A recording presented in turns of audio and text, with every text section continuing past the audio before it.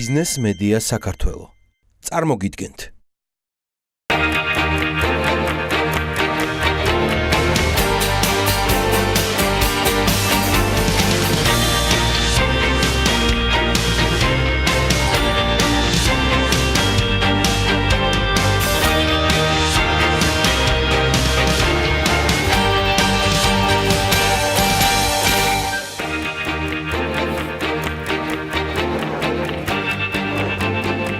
პარლამენტმა მთავრობის განახლებული შემადგენლობა 6 საათის წინ დაამტკიცა. მთავრობის სამთავრობო პროგრამას თავისუფლება, კეთილდღეობა და სწრაფი განვითარება და შემდეგ კეთილდღეობა 2018 და 2020 წლებზე 103 ხმით დაუჭირეს მხარი. არსებობს 17 პარლამენტარიც, რომელიც ამ მთავრობას უარყოფითი შეფასება მისცა და მის წინააღმდეგ გამოთქვა მოსაზრებები. განახლებული მთავრობა იქნება 13 სამინისტროთი და 1 სახელმწიფო მინისტრის აპარატით წარმოდგენილი. გიორგი კვირიკაშვილის მთავრობა განახლებული შემადგენლობით და ერთგვარად რესტრუქტურიზებული სამინისტროების რაოდენობით იწყებს საქმიანობას.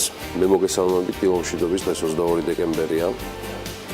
დილა TV პირველზე დღესაც საქმიანია. სანამ საახალწლო უქმეები დაიწყება, კიდევ ბევრი საინტერესო ამბავი გვერდის წინ. ასევე ჯერ კიდევ 2017-ისგან და იმედი მაქვს, რომ მომავალი კვირის განმავლობაში ჩვენთვის საინტერესო რესპონდენტები და ბოლო პერიოდია ჩვენი გემოვნება ემთხვევა ერთმანეთს. ჩვენთვის საინტერესო რესპონდენტები, თქვენთვისაც საინტერესონი არიან, კიდევ შეაჯამებენ 2017 წელს. და ისაუბრებენ იმ გამოწვევებზე, რომელიც მომავალი წლისთვის გვაქვს ჩვენ ყველას ერთად ამ ქვეყნის მართლა უკეთესი და უფრო სწრაფი განვითარებისთვის და კეთილდღეობისთვის. Forbes-ის გარეშე ბიზნესის მთავარი ამბები წარმოუდგენელია. იდეაში არ ჩვენ ვაპირებთ რაიმე დავაკლოთ. 2017 წელს მსოფლიოს 10 მდიდარი ადამიანის ქონება არც მეტი არც ნაკლები 204 მილიარდით გაიზარდა. 2017 წელი მილიარდერებისთვის სუპერწარმატებული აღმოჩნდა. გასულ წელს 10 ყველაზე მდიდარი ადამიანის მქონება მხოლოდ 74 მილიარდი დოლარით არის გაზრდილი. იმდენად წლის მთავარ გამარჯვებულად მაინც ამაზონის ჯეფ ბეზოსი სახელდება. 1 იანვრიდან 14 დეკემბრამდე პერიოდში ამაზონის დამფუძნებლის ქონება 33 მილიარდი დოლარით არის გაზრდილი. ამჯერად ბეზოსის ქონება 98 მილიარდ 600 მილიონი დოლარის ფარგლებში ტრიალებს. ყოველ დილით სადავარ დაუღალავად გისურვოთ აი ამ ფარგლებში ტრიალოს თქვენმა ქონებამ და მიმდინარე შემოსავლებმაც. არანაკლებ წარმატებულია 2017 წელი უკაცრავად ჩინური კომპანია Evergrande გრუპის დამფუძნებლისთვის. ვაკაიანის ქონება წლიურად 27 მილიარდ 400 მილიონი დოლარით არის გაზრდილი და ამჯერად 36 მილიარდ 500 მილიონი დოლარია. მისი კომპანიის შემოსავლები კი წლიურად 115%-ს აჭარბებს. ერთ წელიწადში 23 მილიარდი დოლარით გაიზარდა. ამაზეც მოგახსენეთ საფრანგეთის უმდიდრესი ადამიანის ბერნარ არნოს ქონება. ამჯერად მისი ქონება არის 63 მილიონ 900 მილიონის ფარგლებში. ფრანგული კონგლომერატი აქ ლუის ვიტონის გარდა უამრავ სხვა ბრენდზეა საუბარი, როგორც არის ჯიმენში, კრისტიან დიორი და კიდევ უამრავი სხვა. რეალურად ამ ოჯახის მფლობელობაშია კიდევ 70 ბრენდი და 3900-მდე მაღაზია. მოკლედ ბერნარ არნოს ქონებაც ნაკლებად ტოვებს მიზეზს, რომ არ იზრდებოდეს საკმაოდ სწრაფი პროგრესიით. 23 მილიარდით გამდიდრდა მარკ ცუკერბერგი. Facebook-ის დამფუძნებლის ქონება Forbes-მა 72 მილიარდად შეაფასა. ცუკერბერგი ამჯერად სოციალური ქსელის წილის 17%-ის მფლობელია. ჩინელი მილიარდერის კომპანია Tencent Holdings-ის დამფუძნებლის ქონება არის გაზრდილი 21 მილიარდ 800 მილიონი. მახუატენგი საკმაოდ საინტერესო ჯგუფის და ინვესტორების წარმომადგენელია, იგი 44 მილიარდ 300 მილიონს ფლობს. უატენგის ქონების ზრდა თქვენთვის კარგად ცნობილი სატელეკომუნიკაციო კომპანია Tencent-ის აქციების ფასის არნახულმა ზრდამ გამოიწვია. Tencent-ი 1998 წელს ჯერ მოგიყევით, მაგრამ ეს ხშირად გამიმეორო, რომ უატენგმა თავის თანაკლასელებთან ერთად დააარსა 1998 წელს. და ჰოლდინგი IPO-ზე კი გავიდა სულ რაღაც 13 წლის წინ IPO-ზე 2007 და 2014 წლებში ბიზნესმენი დაიმა მსოფლიოს ყველაზე გავლენიან პირებს შორის დაასახელა. ესე 18 მილიარდით არის გამდიდრებული მუკეშ ამბანი, ის ამჯერად 51 მილიარდის პატრონია. უკაცრავად 51 მილიარდ 100 მილიონის ინდური კომპანია Reliance Industries დამსახურებაა ეს ყველაფერი. 15 მილიარდ 300 მილიონი დოლარით არის გამდიდრებული კარლოს სლიმი, მასაც იცნობთ, მექსიკის უმდიდრესი ადამიანის ქონება ამჯერად 65 მილიარდ 100 მილიონია. პლანეტის ყველაზე მდიდარი ადამიანის ტიტულის მფლობელი ის ბოლოს 2011 წელს იყო. 14 მილიარდ 800 მილიონით გამდიდრდა მეშველა როგორც იქნა ქალბატონებსაც მივედექი აზიის ყველაზე მდიდარი ქალბატონი Yangwanis ქონება ამჯერად 22 მილიარდ 800 მილიონია. მისი ქონება მიმდინარე წელს თითქმის 3-ჯერ გაიზარდა, რის დამსახურებაც ჩინეთის უძრავი ქონების ბაზრის გააქტიურება და ფასის ზრდა იყო. უძრავ ქონებაზე იუანი ჩინური უძრავი ქონების კომპანიის Country Garden Holdings-ის 75%-ის მფლობელი. წელი სუპერ წარმატებული აღმოჩნდა ორაკლის დამფუძნებლებისთვისაც ლარი ელისონი არუჩივის მატებას 13 მილიარდ 300 მილიონით გაიზარდა და ის ამჯერად 61 მილიარდის მფლობელია. ორაკლი 1977 წელს დაარსდა. წლის ყველაზე წარმატებული ადამიანების ათეულს ფრანსუა პინოს ოჯახის ყურავს ერთ წელიწადში 12.5 მილიარდი დოლარის ნამატით. ჯერ სამწუხაროდ ვერც ათეულში და ვერც მის მიღმა საერთაშორისო Forbes-ის სიაში ქართული კომპანიები ვერ მოხვდნენ, მაგრამ Forbes ჯორჯიამ ჩეულები მაინც დაასახელა და მათ შორის ჩვენმა მაყურებელმაც იცის. Forbes სტარტაპის წლევანდელი ნომინანტი გუშინ პარლამენტარებისგან დობის გამოცხადების მოლოდინში მყოფი გიორგი კვირიკაშვილის გამოსვლისას მისი საუბრის ობიექტიც გახდა და ადრესატიც სტარტაპ საქართველოსა და ახალგაზრდა მეწარმეობის ახალისების საუბრისას მან განაცხადა, რომ ერთ-ერთ სტარტაპ კომპანიამ, რომელმაც საქართველოში მიიღო პირველადი დაფინანსება, მან შეძლო არგენტინის საფრთხო ბირჟაზე 9 მილიონი დოლარის მოზიდვა. ძალიან კარგად არის ამ კომპანიის საქმე, ის ჩვენი ეკონომიკის ნამდვილად ძალიან დიდი პოტენციალი დაფარულია ჯერჯერობით, რომლის ამოქმედებამაც შეიძლება მნიშვნელოვანი დინამიკა მოიტანოს ქვეყანაში, განაცხადა პრემიერ-მინისტრმა. კომპანია, რომელზეც გიორგი კვირიკაშვილი საუბრობდა, სწორედ ვაიფიშერია. მისი მთავარი დამფუძნებელი დავით ხოსროშვილი გუშინ ჰქონდა მოკლე საუბარი, მაგრამ საკუთარი ბიზნესის გაფართოებისთვის ახლა პრიბალტიკაში, დოშტები ვილნიუსში საქმიანობს, გეგმები სამომავლოდ სუპერსტამბეჟდავია და მე კიდევ ერთხელ წარმატებას უსურვებ მას და მის მეგობრებს, პარტნიორებს, ხოსროშვილს დარწმუნებული ვარ, სავიზო შეზღუდვებთან პრობლემები არ ექნებოდა, მაგრამ აი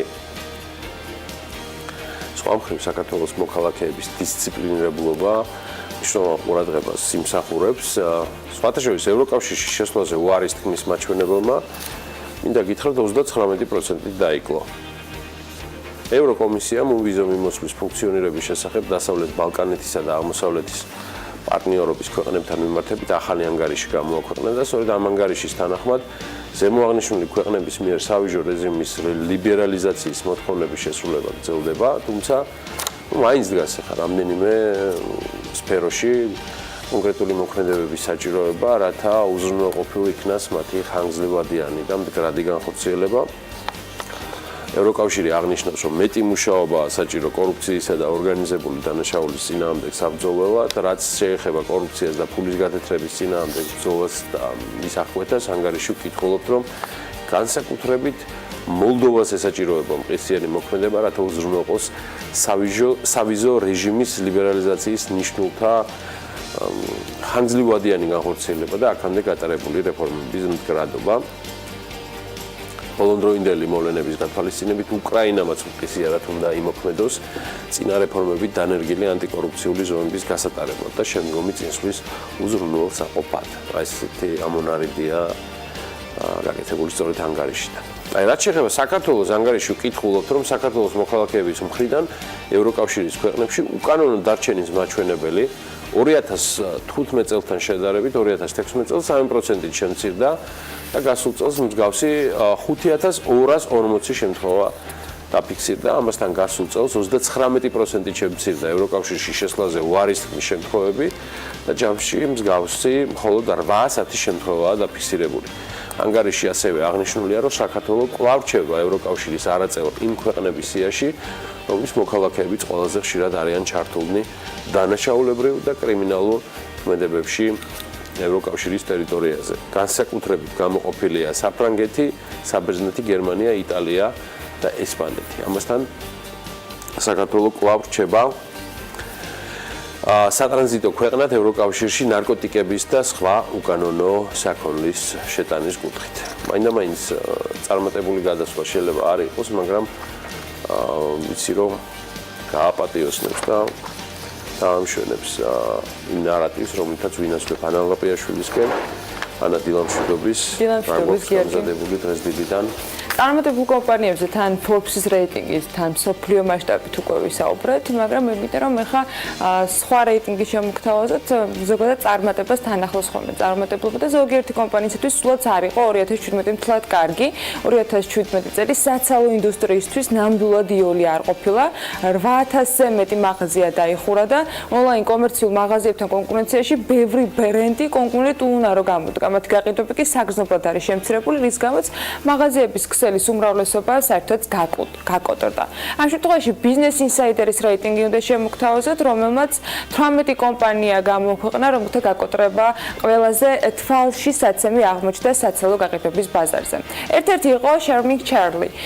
ის ოპერირებს აქსესუარების გაყიდვის მიმართულებით და გაკოტრების შესახებ მან 11 დეკემბერს გააკეთა განცხადება.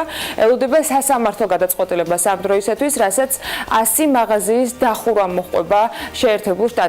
Styles for Less ეს არის კომპანია, რომელიც ასევე 11 ნოემბერს გაკოტრდა და რომლის დროსაც 55 მაღაზია ამ კომპანიის უკვე დახურული იყო.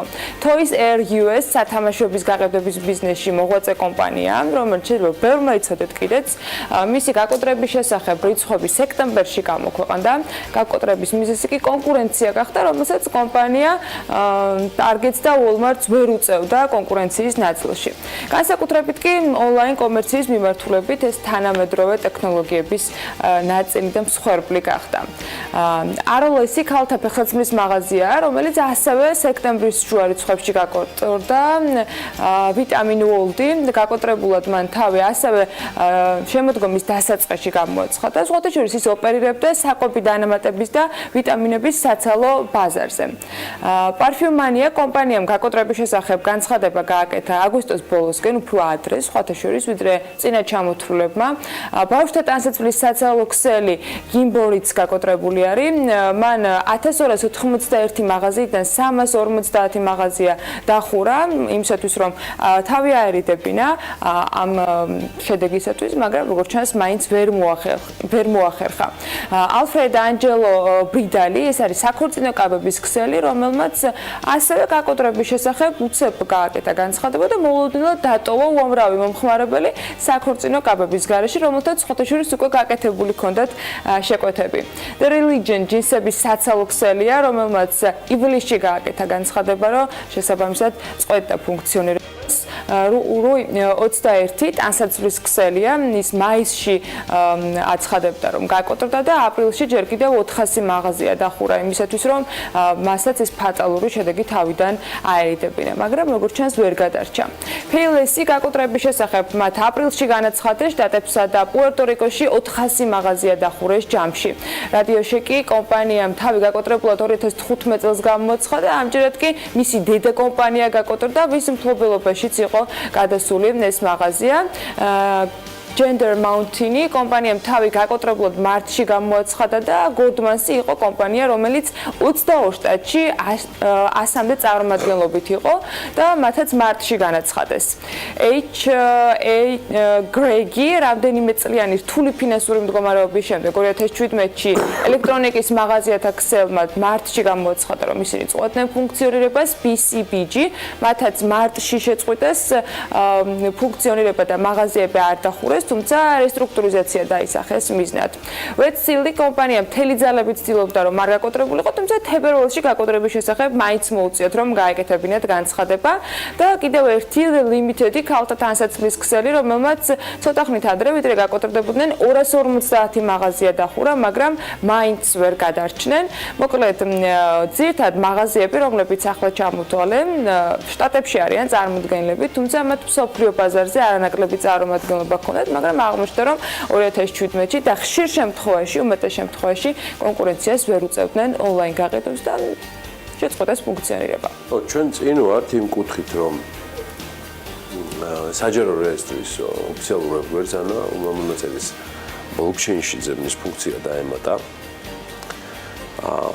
მე არ ვიცი ხა ამითი რამდენად დაემატება ინტელექტი ჩვენი ზოგიერთი პარლამენტარის ნარატივს, რომელიც ძალიან გამჭვირვალე ინფორმაციას თუ ისე კვეთნის იგივე კომპანია ბითვიური, როგორ ფუნქციონირებს კლდანის ეკონომიკური ზონა, ეს ძალიან მარტივად არის მოსაძებნი, მაგრამ მაშინ ვიდრე ბითვიურის რეალურ დამფუძნებლებს ვერ ძებნიან და ამას ისევ როგორც ძალიან ბევრს სხვა რეალური პრეტენზიების მიღმა აწერენ ისეთ ბიზნესმენებს როგორც ივანიშვილია, მე უბრალოდ არ ვიცი რა პასუხი უნდა გავცე თან პარლამენტარებზეა საუბარი, პარლამენტარებზე. უბრალოდ კარგად ნახეთ რეალურად ის ინფორმაცია, რომელიც ხელის გულზე დევს, არის ყველაზე გამჭვირვალე კომპანიები და შემდეგ იმჯელეთ რა ხდება კლდანის ეკონომიკურ ზონაში თუ კომპანია ბითვიურის ირგვლივ, რომ ასეთ მომავალში ჩვენი მხრიდან რაიმე ტიპის კრიტიკას, იმიტომ რომ სიბრიყვით არასდროს არ გიპასუხებთ იმითი, რაც გეკუთვნით და ამასაც ღირსეულად მიიღებთ მერწმუნეთ.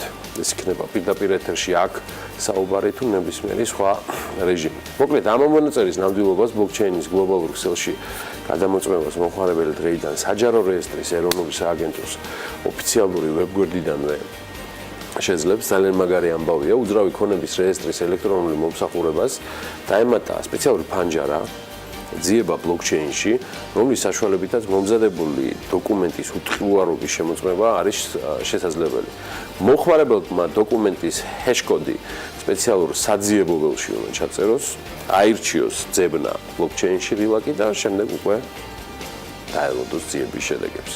ცხადია თუ ის რეგისტრირებულია ბლოკჩეინში. სხვა შორის საჯარო რეესტრის ცნობით ამ მონაწელის უტყუარობას ბიტკოინის ბლოკჩეინსა და საჯარო რეესტრის ვებგვერდებზე არსებული უნიკალური კოდების იდენტურობა მოწმობს. გარდა საჯარო რეესტრის ვებგვერდისა, ბლოკჩეინის ქსელში უძრავი ქონების ამ მონაწელის ნამდვილობის გადამოწმება ცხადია მოქალაქეებს, ასევე სპეციალურ სხვა ვებგვერდებზე შეუძლიათ, იგივე blockchain.info, blocktrail.com, btc.com და სხვა ხიბლი ბლოკჩეინ სისტემისა სწორედ ამაშია. საჯარო რეესტრის ეროვნულ სააგენტოდან უძრავ ქონებაზე მომზადებული ამ მონაწელის შესახებ ინფორმაცია ბლოკჩეინის სისტემაში წელს 2017 წლის 20 თებერვლიდან ავტომატურად იგზავნება.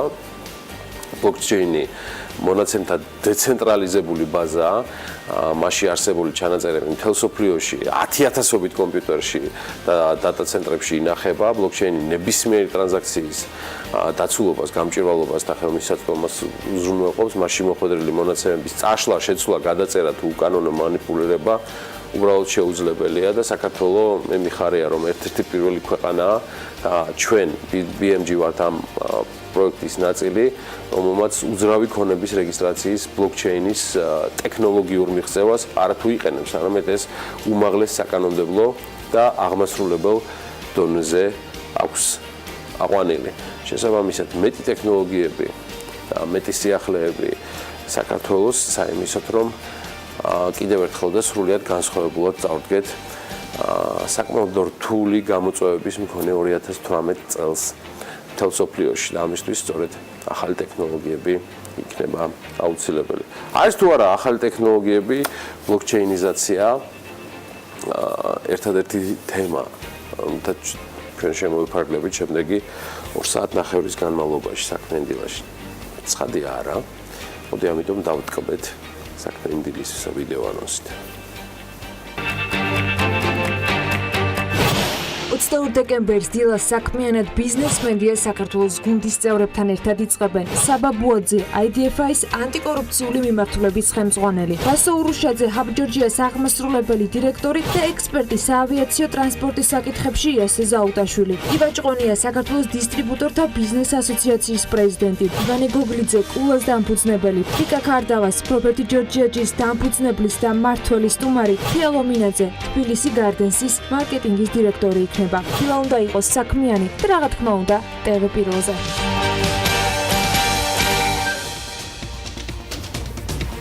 ზიულის პარკის რეაბილიტაციისთვის 9 მილიონიანი ტენდერი გამოცხადდა. შეერთებული შტატების კონგრესმა საგადასახადო რეფორმის შესახებ კანონი დაამტკიცა, რომელიც მოგებაზე კორპორატიული გადასახადის 35-დან 21%-მდე შემცირებასაც ითვალისწინებს. 2016 წელს სადაზღვევო კომპანიების მიერ გაუმუშავებულმა პრემიამ, ცხადია ბრუტოზეა საუბარი, 369,9 მილიონი ლარი შეადგინა. მეტად წელს რა ხდება?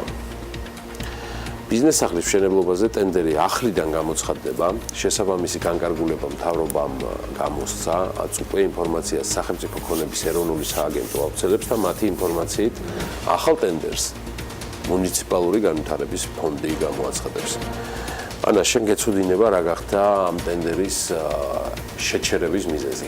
ცდილობა ძალიან დიდი იყო BMG-სგან, რომ ამ კითხვაზე პასუხი ყოფილიყო, მაგრამ კონკრეტული განმარტების მოსმენა შეუძლებელი აღმოჩნდა განცხადებაში, რომელიც გავრცელდა, მხოლოდ ის არის განმარტებული, რომ ბიზნეს სახლის მშენებლობასთან დაკავშირებულ ელექტრონულ ტენდერს დაუყოვნებლივ გამოაცხადებს საქართველოს რეგიონული განვითარების და ინფრასტრუქტურის სამინისტროს სისტემაში შემავალი უწყება მუნიციპალური განვითარების ფონდი. ასევე მთავრობის გადაწყვეტილებით მომსახურების ბიუროს დაევალა ბიზნეს სახლის მშენებლობასთან დაკავშირებული უკვე გამოცხადებული ტენდერის შეწყვეტა. რის შემდეგაც განხორციელდა შესაბამისი კომუნიკაცია და ტენდერში მონაწილეობით დაინტერესებულ კომპანიებთან მოხდა ამ ინფორმაციის მიწოდება. 71 მილიონიანი ტენდერი ნოემბრის ბოლოს გამოცხადდა, შედეგები უკვე ცნობილი უნდა იყოს, თუმცა როგორც ჩანს, ახლა შემსრულებელი შეიცვალა და ყველაფერი ახრიდან დაიწყება. ნახოთ, ვინ შეასრულებს, რა შეიცვლება, როგორი პირობებით იქნება წარმოდგენილი ახალი ტენდერი და შესაბამისად ალბათ დასკვნების გამოტანა მოგვიწევს მხოლოდ რა გახდა ამ ყველაფრის მიზეზი. კიდევ ბევრი საინტერესო ტენდერია სხვათაშორის გამოცხადებული და ბევრი საინტერესო შედეგი, რომელთა შესახებაც ბიზნეს სიახლეებში აუცილებლად მოგიყვებით რამდენიმე წამში ვართ ეთერში.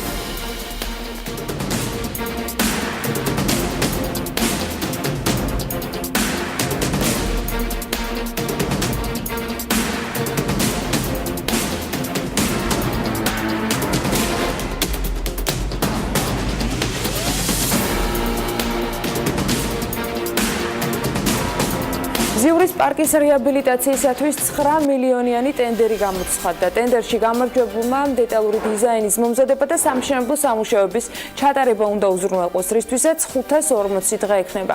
ტენდერში წინადადებების წარდგენის ვადა 1 თებერვალს მთავრდება. პროექტის მთავარი მიზანია სტიქიის შედეგად დაზიანებული ტერიტორიის რეაბილიტაცია და გამწვანება. მოხდება ასევე დაზიანებული დეტალების გამოცვლა, ბილიკების რეაბილიტაცია, ახალი ბილიკების და ველობილიკების მოწყობა. სივრცეების შექმნას ბავშვთა და მოზარდთათვის მყუდრო დასასვენებელი ადგილების მოწყობას ასევე ითვალისწინებს ვალდებულება. ბავშვთა ქალაქი და დასასვენებელი პარკი შეგახსენებთ, რომ 82 წელს ნოდარ დუმბაძის ინიციატივით არის გახსნილი და მას რეაბილიტაცია რამდენჯერმე ჩაუტარდა ამ დრომდე. 2016 წელს სადაზღვევო კომპანიების მიერ გამომუშავებულმა პრემიამ 369 მილიონი ლარი შეადგინა. სტატისტიკის ეროვნულმა სამსახურმა გაავრცელა კონკრეტული რიცხვები და მათივე ინფორმაციით ამ პრემიიდან 43.6% სამედიცინო დაზღვევაზე მოდიოდა. 18.7% კი ქონების დაზღვევაზე, 15.2% სახმელეთო სატრანსპორტო საშუალებათა დაზღვევის წილია, 7% სიცოცხლის დაზღვევა, ხოლო დანარჩენი, ანუ 15.9% კი უბედური შემთხვევის და სხვა სხვა სახის დაზღვევაზე ნაწილდება. საქსტატის ინფორმაციითვე გასულ წელს სადაზღვევო კომპანიების მიერ დამდგარი სადაზღვევო ზარალი 232.9 მილიონი ლარით განისაზღვრა, რომლის დაახლოებით 61% ასევე სამედიცინო დაზღვევაზე მოდიოდა, 14.9 სახმელეთო სატრანსპორტო საშუალებათა დაზღვევაზე, თითქმის 10% 9.7 ქონების დაზღვევაზე, 2.8 სიცოცხლის დაზღვევაზე და დანარჩენი, ანუ 11.8% უბედური შემთხვევის და სხვა სახის დაზღვევებზე ნაწილდებოდა.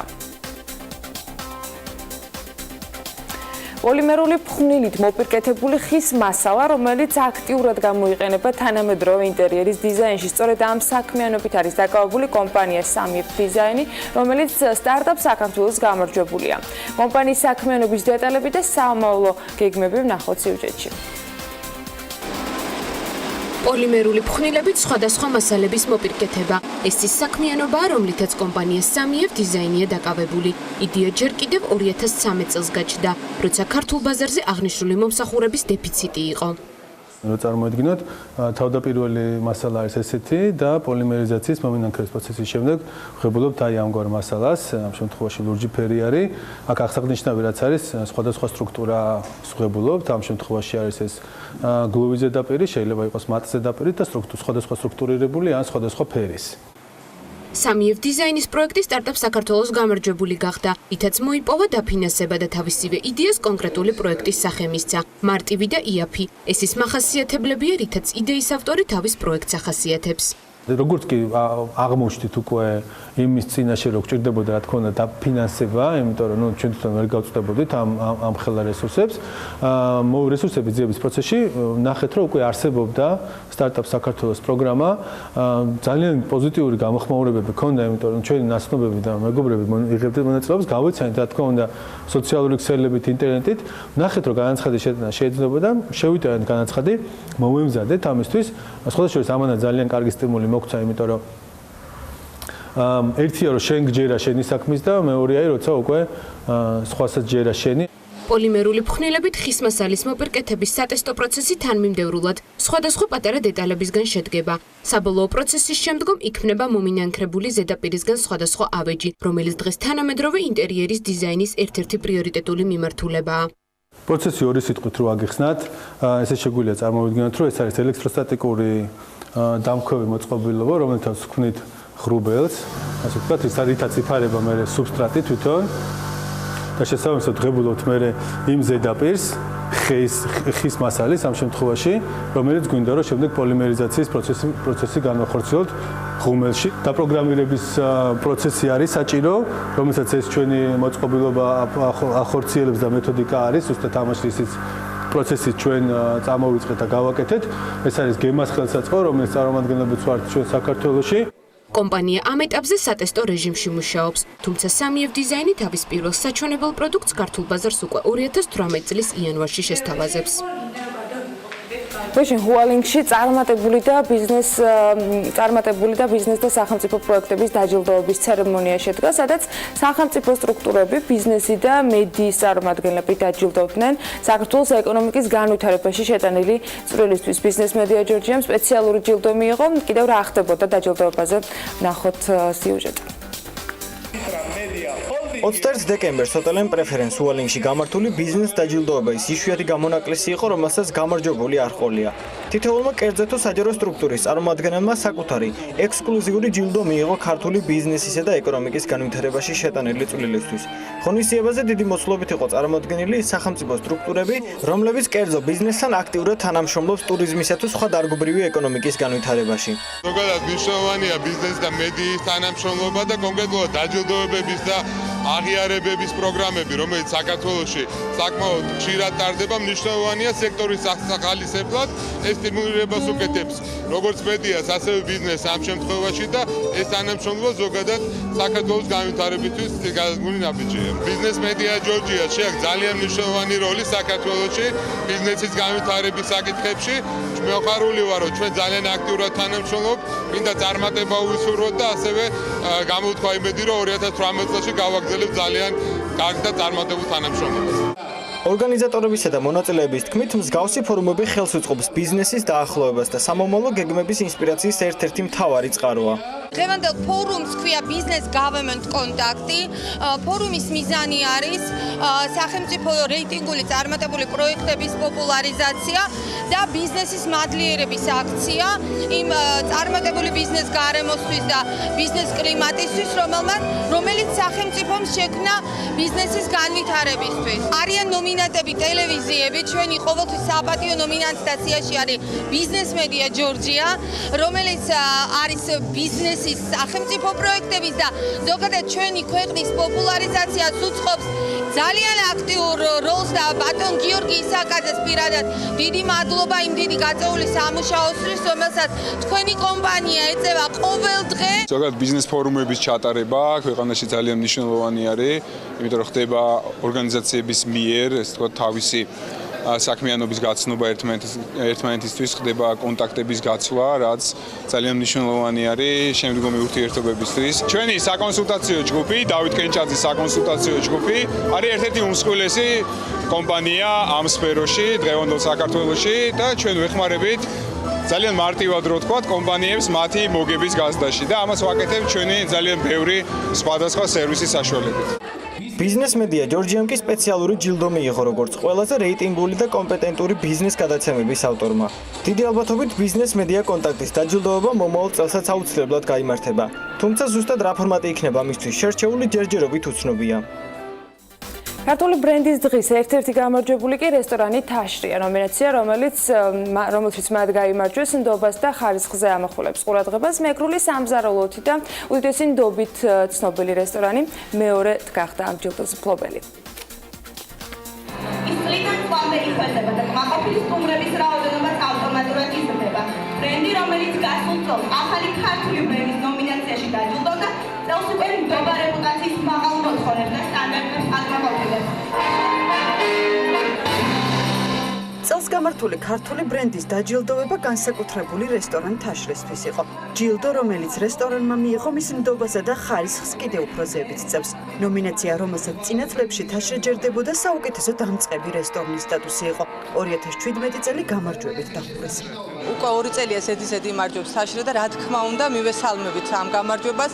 ეს არის ჩვენი გუნდის დამსახურება, იმ პროფესიონალი გუნდის, რომელიც თაშრეში მუშაობს დღიდან დაარსების რესტორნის და ეს გამარჯვება ეძღვნება ყველა გურმანს, ხარისხის განსაკუთრებულ მოყვარულებს. ეს ქართული ბრენდის მორიგიზეიმია, ყოველ წელიწადს იმართება, რა თქმა უნდა, ეს საღამო, რომელზეც ჯილდოვდებიან გამორჩეული კომპანიები და რა თქმა უნდა გამორჩეული პიროვნებები. მე უბრალოდ მოყვარული ვარ, რომ დღეს ისე როგორც ჩარშან ჯილდოვდება ერთ-ერთი რესტორანი თაშრი, სადაც ჩვენ ძალიან ხშირად ვიმყოფებით, ეს არის შემოქმედებით საღამოები თუ იუბილეები და ყველა კმაყოფილები ვართ და ეს კმაყოფილება გადაიზარდა იმაში, რომ ორჯერ ზედიზედ მაგათ საბუდაშვილის თაშრე იქნება გამარჯვებულთა შორის. ქართული ბრენდის დღე 2017 მე-15-ით ჩატარდა. პროექტის მიზანია ხელი შეუწყოს ქართული ბრენდების პოპულარიზაციას. წლევანდელ ცერემონიაზე 40-ზე მეტი კომპანია, რესტორანი, რამდენიმე პროექტი და გამორჩეული პიროვნება იყო წარმოდგენილი. სახელმწიფოებზე ჯილდოების განწყობიდან ვინაცვლებთ სხვა თემებზე. ამერიკის შეერთებული შტატების კონგრესმა საგადასახადო რეფორმის შესახებ კანონი დაამტკიცა, რომელიც მოგებაზე კორპორატიული გადასახადის 35-დან 21%-მდე შემცირებას ითვალისწინებს. შტატების წარმომადგენელთა პალატამ ეს კანონი 19 დეკემბერს მიიღო, რის შემდეგაც ის უკვე სენატს გადაეგზავნა. კონგრესის მიერ მიღებული საგადასახადო რეფორმა კი ყველაზე მსხვილია ბოლო 30 წლის განმავლობაში. მეწარმეებისათვის გადახდის შემცირება უბადოა. კანონი ასევე ითვალისწინებს გადასახადის ტვირთის შემცირებას ფიზიკური პირებისთვისაც, თუმცა ეს შემცირება მოქმედი იქნება 2025 წლამდე. დოკუმენტს ხელი შტატების პრეზიდენტმა უნდა მოაწეროს. Today is a very sad day. საგამომცემლო სახლმა Penks მედიამ ჟურნალ Rolling Stones-ის გამომცემლობა Warner Media საკონტროლო პაკეტი შეიძინა. Wall Street Journal-ი წერს, რომ Warner Media-ს ღირებულება $100 მილიონი და შესაბამისად საკონტროლო პაკეტის ღირებულება $50 მილიონ-ზე ნაკლები არ იქნება. Penks Media-ს ხელმძღვანელი Jay Penks-ი ამბობს, რომ Rolling Stones-ის უდიდესი გამოცემაა და დარწმუნებულია, რომ ბრენდის დიდების შენარჩუნება შეძლებს მიუხედავად ჭორებისა და შელახული რეპუტაციისა. კომპანიის საკონტროლო პაკეტი კი გასაყიდად სექტემბრიდან არის გამოტანილი, შაშან ამ დროს მისი 49% გაიყიდა. ახლა დრო არის რომ უკვე საქართველოს დაუბრუნდეთ და გავიგოთ რა ხდება სავალუტო ბაზრებზე.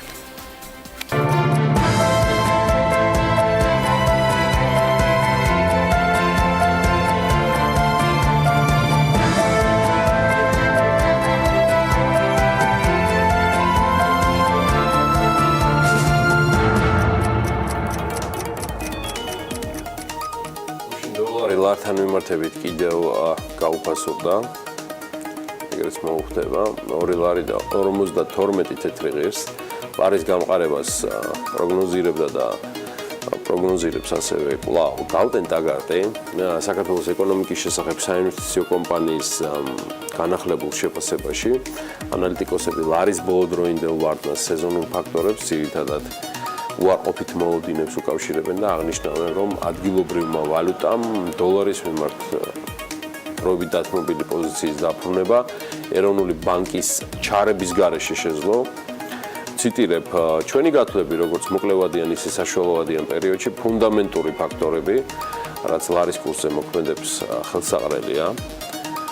გალტენ ტაგარტი ელის, რომ საშუალოვადიან პერიოდში ლარი დოლართან მიმართებაში 2.4 ნიშნულამდე გამყარდება.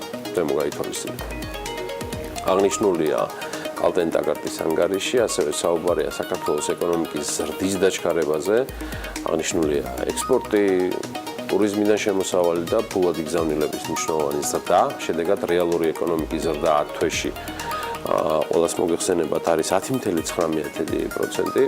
უკაცრავად ნეტა ენა მიყილა რა, გაიხარეთ უშავ წამებულო 4.9%-ია სამწუხაროდ ჯერჯერობით 10 თვეში უშინელი ვაჭრობის შედეგად გამყარდა ევრო და მისი ფასი 3 ლარია. გამყარდა თურქული ლირა 66 თეთრია, ფუნტის შესაძენად კი 3 ლარი და 38 თეთრი დაგჭირდებათ.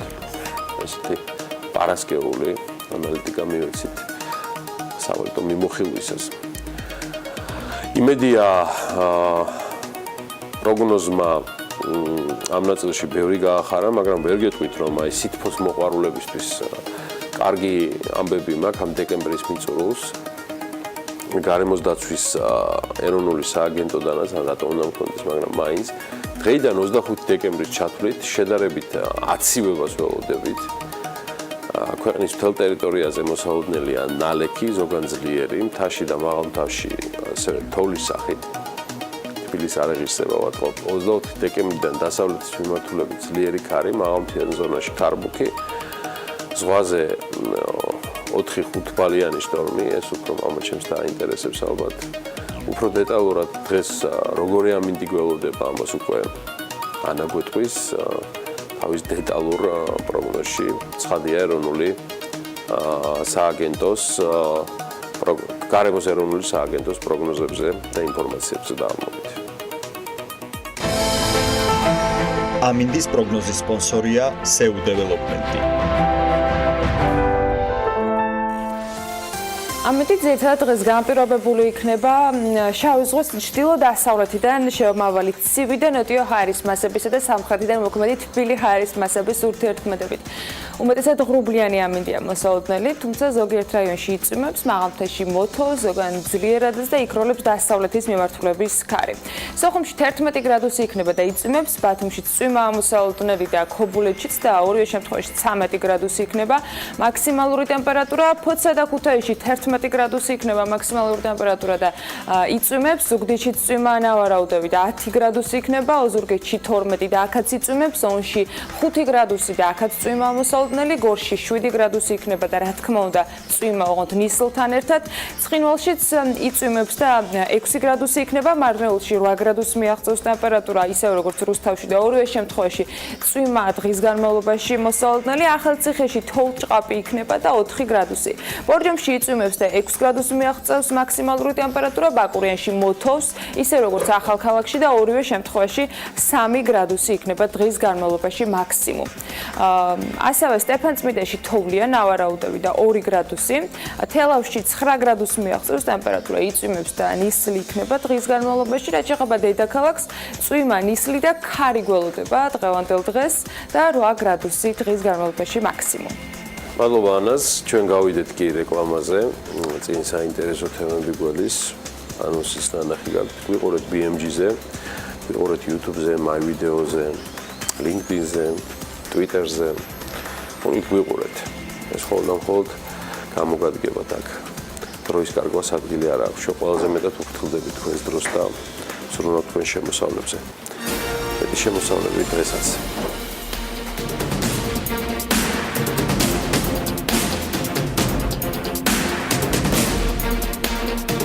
რამდენს ხარჯავთ საქართველოს ბიუროკრატიაში IDF-ი ამ კითხვაზე პასუხი დაინტერესებულთათვის 2011-16 წლების ტენდენციები და არსებული პრაქტიკის შესახებ კვლევა გაასაჭიროა. სანამ კვლევაში თქვენით ჩაიხედავთ, მცირე ექსკურს საქმიანი დილა შემოგთავაზებთ საბაბუაძეს IDF-ის ანტიკორუფციული მიმართულების ხელმძღვანელს უმასპინძლობ და მასთან ერთად განვიხილოთ მთავარ ტენდენციებს, რაც ამ წლების განმავლობაში იყო. დილა მშვიდობისაბა. რას გვაჩვენებს კვლევა, როგორი არის ტენდენცია? მოდი ამით დავიწყოთ.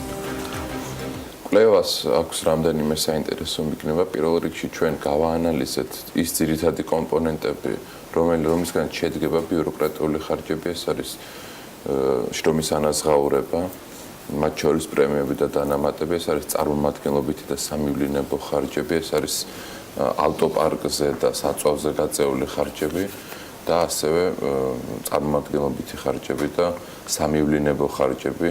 ეს ყველაფერი ჯამში გვაძლევს ამ ბიუროკრატიული აპარატის შენახვის საერთო წონას, რომელიც 2011 წლის შემდეგ არის 800 მილიონი ლარით გაზრდილი, თუმცა ბიუჯეტთან მიმართებაში გვაქვს ანუ კვლევა ბიუჯეტის წილი, ბიუროკრატიული ხარჯის წილი ბიუჯეტთან მიმართებაში შემცირდა სადღაც 6%-ით დაახლოებით, მაგრამ თლიანობაში ეს გაზრდილი არის 800 მილიონით, რასაც აქვს თავისი მიზეზები და ბუნებრივია, რასაც ჭირდება სისტემატიური მოწესრიგება. ჩვენი პოლიტიკის დოკუმენტის მიზანით ზუსტად ეს არის, რომ ხარვეზების იდენტიფიცირება მოვახდინოთ, რომ შემდეგ სისტემურად პასუხი გავცეთ და როდესაც ოპტიმიზაციაზე ვსაუბრობთ, გქონდეს ოპტიმიზაციისთვის ასე ვთქვათ, აღჭურვილები ვიყოთ შესაბამისი ინფორმაცია. არის თუ არა შედარება გაკეთებული, როცა ვამბობთ, რომ გარდა ერთისა ბიუჯეტის პროცენტულ წილთან დაკავშირებით, მათ შორის მაგალითად ინფლაციის ნაწილი, ხელფასების ზრდის ნაწილი, რომელიც ვთქვათ, სხვა საშუალო ხელფასის ზრდასთან იყო შედარებული, თუნდაც კერძო სექტორში ან საჯარო სექტორებში, არის თუ არა აი ამ კომპონენტების გათვლებით, იგივე სამეურნეობო ხარჯებში თუ არის კურსის ცვლილება გათვლილი და ასე შემდეგ. რამდენად მოქმედებს ასეთი ფაქტორები მთლიანი მოცულობის ზრდაზე? კურსის ცვლილებასთან მიმართებაში ეს ხარჯები გაანალიზებული არ არის, ეს ხარჯები წარმოდგენილი არის ლარში, თუმცა ჩვენ დასაქმებულთა რაოდენობა გაანალიზებული გვაქვს საერთო შრომის ბაზართან მიმართებაში და ასევე მოცემული გვაქვს ეს დანახარჯები მთლიან შიდა პროდუქტთან მიმართებაში, იმისათვის რომ ჩვენ გქონდეს საშუალება რომ გავაანალიზოთ ეს ხარჯები ხუთწლიანი პერიოდია, ხო საბა? ეს არის 2011 და 16 წლების პერიოდი. IDF-ი რას გამოყოფდა ხაზგასმულად, როგორც უარყოფი ტრენდს, თქვენ ნაწილობრივ უკვე შეეხეთ თქვენ შესავალში, თუმცა არის თუ არა გადადგმული რაიმე ნაბიჯები პროგრესისკენ, რომელსაც ასევე თქვენი ორგანიზაცია აფიქსირებს? პროგრესისკენ, რა თქმა უნდა, არის გადადგმული ნაბიჯები და გვაქვს პოზიტიური შემთხვევები.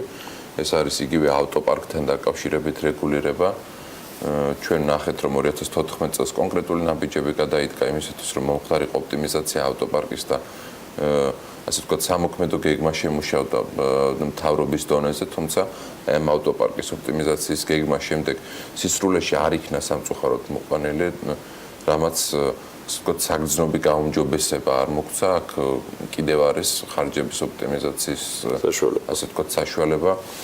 უარყოფით ტენდენციად რაც შეეხება, ეს არის მე გამოყოფდი IP-ებში დასაქმებული ადამიანების რაოდენობის ზრდას, ეს არის გაორმაგებული ფაქტიურად 2011 წელთან შედარებით და ეხლა 51,000-ზე მეტ დასაქმებულს შეადგენს მთელი ქვეყნის მასშტაბით, ეს ძირითადად მოდის საქართველოს მუნიციპალიტეტებზე, იმიტომ რომ ყველაზე მეტი IP-ები ჩვენ გვაქვს მუნიციპალიტეტებში, ცენტრალურ დონეზე ფაქტიურად ძალიან მცირე არის IP-ების რაოდენობა. ასევე ჩვენ ვაწყდებით ხარვეზებს და გამოწვევებს ხელშეკრულებით დასაქმებულ პირებთან მიმართებაში და ამაზე თქვენი ეთერის საშუალებით ასევე გვისაუბრია ადრეც. ხელშეკრულებით დასაქმებული პირების შრომის ანაზღაურება 102 მილიონით არის გაზრდილი 2011 წელთან შედარებით და დაახლოებით 170 მილიონს შეადგენს 2016 წლის მონაცემებით, ესეც არის პრობლემური, რადგან როდესაც ადამიანის ხელშეკრულებით აყვანა ხდება, როგორც წესი ეს არის ტექნიკური დამხმარე და დროებითი ფუნქციების შესასრულებლად და ჩვენ ვხედავთ, რომ როდესაც თქვა შტატგარეშეებისთვის მთავრობა გამოსცემს განკარგულებას თითოეულ დაწესებულებასთან მიმართებაში, რომ გაიზარდოს შტატგარეშე მოსამსახურეების აყვანის, ასე ვთქვათ, კვოტა თითოეულ დაწესებულებასთან მიმართებაში, შემდეგ ეს ასე რჩება და ასე ვთქვათ, მუდმივ ფუნქციას, მუდმივ ტენდენციას, ასე ვთქვათ, ვინარჩუნებთ ამ თვალსაზრისით, ანუ პრინციპში რაც არის გამონაკლისი ყალიბდება ხოლმე წესად და ეს არის პრობლემური და აუცილებელი არის, რომ ხელშეკრულებით დასაქმებული პირების შრომის ანაზღაურებასაც შეგიძლიათ თუ არა დაგვისახელოთ გამონაკლისი. საერთოდ მაინტერესებს კვლევებიდან გამომდინარე, რომელსაც ბრძანეთ კიდე საკმაოდ ხშირად ვაშუქებთ ჩვენს თქვენი დახმარებით, რა ტიპის მიყოლა რა ტიპის პასუხები არის. მე მესმის პასუხები ამ შემთხვევაში ხელისუფლების მხრიდან. მე მესმის თქვენი ორგანიზაციის დანიშნულება. თქვენ იკვლევთ, იდენტიფიცირებას უკეთებთ, მაგრამ ეს არ ხდება მხოლოდ მედიისთვის და საზოგადოებისთვის. მე მგონი მისი მთავარი დანიშნულება უნდა იყოს, რომ ამაზე უნდა იყოს რეაგირება. რეაგირება თუნდაც იგივე აუდიტის სამსახურიდან 3-4 მიმართულება, რაც თქვენ ბრძანეთ და ესეთერი არ არის გამონაკლისი. გონია რომ აუდიტის სამსახურისთვის საინტერესო კვლევის საფუძველი უნდა გახდეს, მაგრამ რაიმე ეგეთ შემთხვევა საბა თუ გახსენდება თქვენს კოლეგებს და პარტნიორებს IDFI-დან, რომ მთავრობას, ასე ვთქვათ, ყურადღება გაუმახვილებია თქვენს მიერ იდენტიფიცირებულ პრობლემებზე. სამწუხაროდ იქიდან გამომდინარე, რომ სისტემური ხასიათი არ აქვს აი იმ რეფორმას, რა რეფორმას ჩვენ ოპტიმიზაციის კუთხით გვხდება, ერთობლიობაში ეს საკითხები განხილული არ ყოფილა, თუმცა ცალკეულ მიმართულებებზე ჩვენ მუდმივად გვაქვს ხოლმე, ასე ვთქვათ, ოპონირების რეჟიმი და ვცდილობთ, რომ ჩვენი ნაკვლევის ადვოკატირება მოვახდინოთ და ის რეკომენდაციები, რომელიც ჩვენ გვაქვს შესრულდეს, რა თქმა უნდა, ეს პროდუქტები და ეს მასალა არ იქნება იმისათვის, რომ ვთქვათ, მხოლოდ ნათელი მოეფინოს არსებულ ხარჯებს, ჩვენ კონკრეტული რეკომენდაციები გვაქვს ხოლმე, რომლის შესრულების ადვოკატირებითაც ვართ დაკავებული, როგორც სამთავრობო დონეზე, ასევე საპარლამენტო დონეზე. სულ ახლახანს მაგალითად ჩვენ ძალიან აქტიურად ვიყავით ჩართული შრომის ანაზღაურების კანონის შემუშავების პროცესში, სადაც ძალიან ბევრი მტკივნეული საკითხი შედიოდა აი ამ ბიუროკრატიულ ხარჯებთან და შრომის ანაზღაურებასთან მიმართებაში. სამწუხაროდ კანონპროექტში ჩვენ ვერ მოვახერხეთ, რომ დაგვერწმუნებინა როგორც ხელისუფლება, ასევე როგორც აღმასრულებელი საკანონმდებლო ხელისუფლება იმ პრობლემებში, რა პრობლემებიც არსებობს, თუმცა გქონდა, ვთქვათ, გარკვეულ კონსენსუსს მივაღწიეთ რამდენიმე საკითხებზე, ეს იყო ძალიან მცირე რაოდენობა, თუმცა მაგალითისათვის შემიძლია გამოვყო იგივე პრემიების და დანამატების შეზღუდვა სახელმწიფო პოლიტიკური თანამდებობის პირებზე. ჩვენ ამას მივახციეთ, მაგრამ შეიზღუდა მთლიანად სახელმწიფო პოლიტიკური თანამდებობის პირებზე, თუმცა მინისტრის მოადგილეებისთვის მაინც დარჩა პრემიის და დანამატის მიღების საშუალება. ეს ერთ-ერთი კანონპროექტია, თქვენ აქცენტ ორი ნაწილი. ერთი კანონპროექტი, რომელშიც გათვალისწინება ვერ მოხდა თქვენი რეკომენდაციების და მეორე, როცა ამბობთ, რომ კანონი არის დაწერილი, მაგრამ მისი შესრულება სისტემურად არ ხდება. რა ამ შემთხვევაში, თქვათ, რეკომენდაცია გაქვთ ის, რომელიც ეხლა არის შესამუშავებელი კანონის დონეზე და სისტემურად შესაცვლელი. გარდა იმისა, რომ თქვათ, არსებული უნდა შესრულდეს. პირველ რიგში უნდა ჩამოყალიბდეს ხედვა და ეს ხედვა უნდა ჩამოყალიბდეს კონკრეტული პოლიტიკის დოკუმენტის საშუალებით, იგივე სამოქმედო გეგმა უნდა შედგეს ოპტიმიზაციას. პოლიტიკური განცხადებები, მათ შორის იმასთან დაკავშირებით, რომ ბიუროკრატიული ხარჯის შემცირება უნდა მოხდეს, ბევრჯერ მოგვისმენია, ეს არ არის მხოლოდ წლევანდელი განცხადებები, ან შარშანდელი განცხადებები, ანუ ბევრჯერ ყოფილა, არა მხოლოდ ოპონენტების მხრიდან, მათ შორის მოქმედი ხელისუფლების წარმომადგენლების მხრიდან. მაშინ რის საჭიროება დგას? რეალურად სურვილის? 10 წელზე მეტია ჩვენ სხვადასხვა ხელისუფლებისგან ვისმენთ კამრების შემოჭერის შესახებ, თუმცა პრაქტიკაში ასეთი პოლიტიკის დოკუმენტები ზუსტად იმისთვისაა საჭირო, რომ ნახოთ პრაქტიკაში რამდენად ხდება ეს კამრების შემოჭერა. აქედან გამომდინარე ოპტიმიზაცია რა თქმა უნდა მისასალმებელია, პოლიტიკური ასეთი მესეჯები მისასალმებელია, მაგრამ ჩვენ გვჭირდება კონკრეტიკა. სულ ახლახანს გვქონდა ისეთი შემთხვევა, როდესაც დაანონსდა ოპტიმიზაცია, მაგრამ კონკრეტული გეგმის გარეშე და ჩვენ მხოლოდ პროცესში ვიგებთ ხოლმე დაიზოგა თუ არა თანხა და როგორც გაირკვა ჯერჯერობით გრძელვადიან პერსპექტივაში მოხდება ამ თანხების დაზოგვა.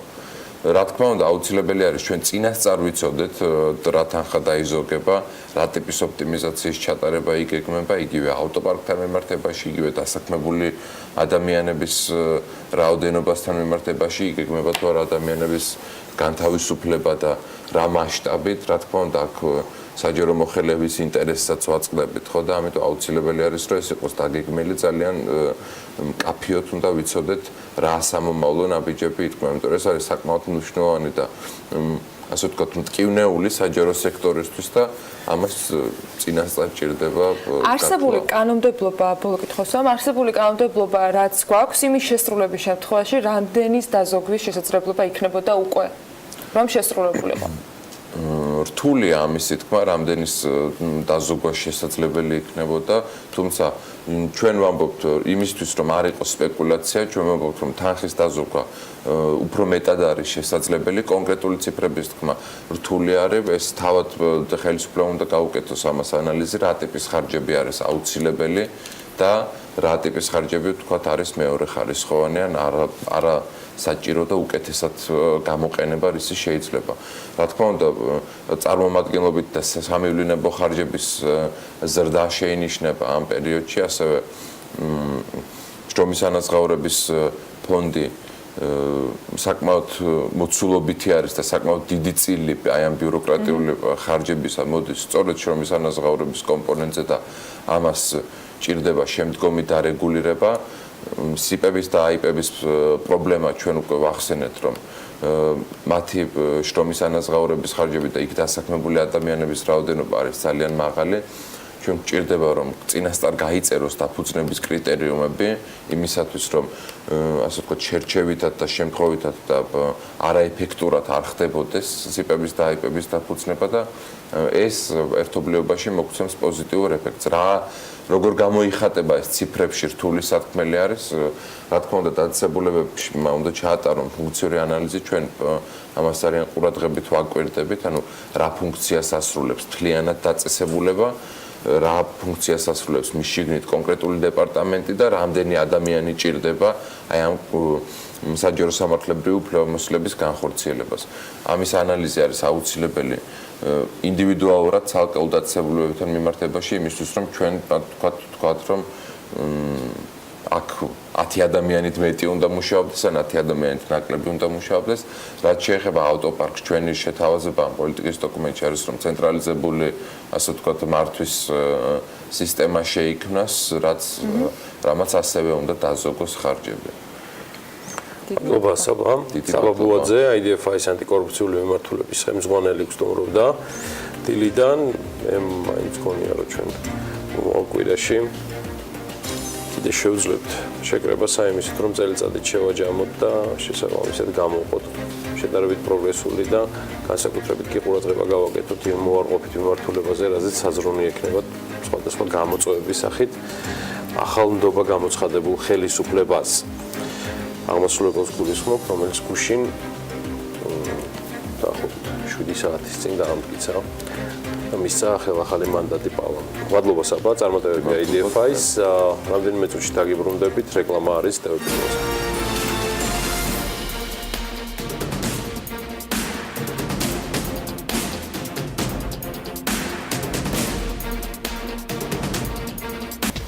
კომერციული ბანკების კაპიტალის ადეკვატურობის მოთხოვნასთან დაკავშირებულ სამართლებრივ აქტებში ცვლილებებია. თოიძის სახელობის ყოფილი სამხატვრო სასწავლებლის შენობა 12,505,000 ლარად გაიყიდა. აბასთუმანში კი ისტორიული სახლების რეაბილიტაცია იგეგმება.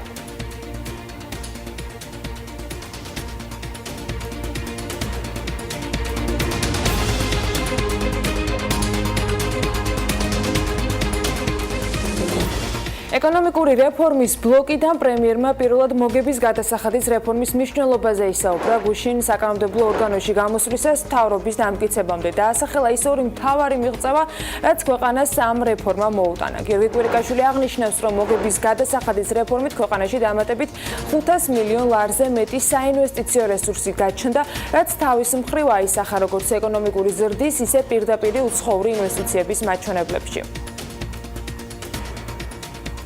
საქართველოში აღარ არსებობს მოგების გადასახადი და ამ გზით ჩვენ 500 მილიონ ლარზე მეტი საინვესტიციო რესურსი გავაჩინეთ ეკონომიკაში. ჩვენ მივიღეთ ორივე შედეგი, რასაც ველოდებოდით, დამატებითი ეკონომიკური ზრდა, დაახლოებით 1%-დან 1.5%-მდე დამატებითი ეკონომიკური ზრდა მოხდა მარტო ამ ნაბიჯმა და 4.19% არის რეალური ეკონომიკური ზრდა დღეს ქვეყანაში 11 თვის მონაცემებით.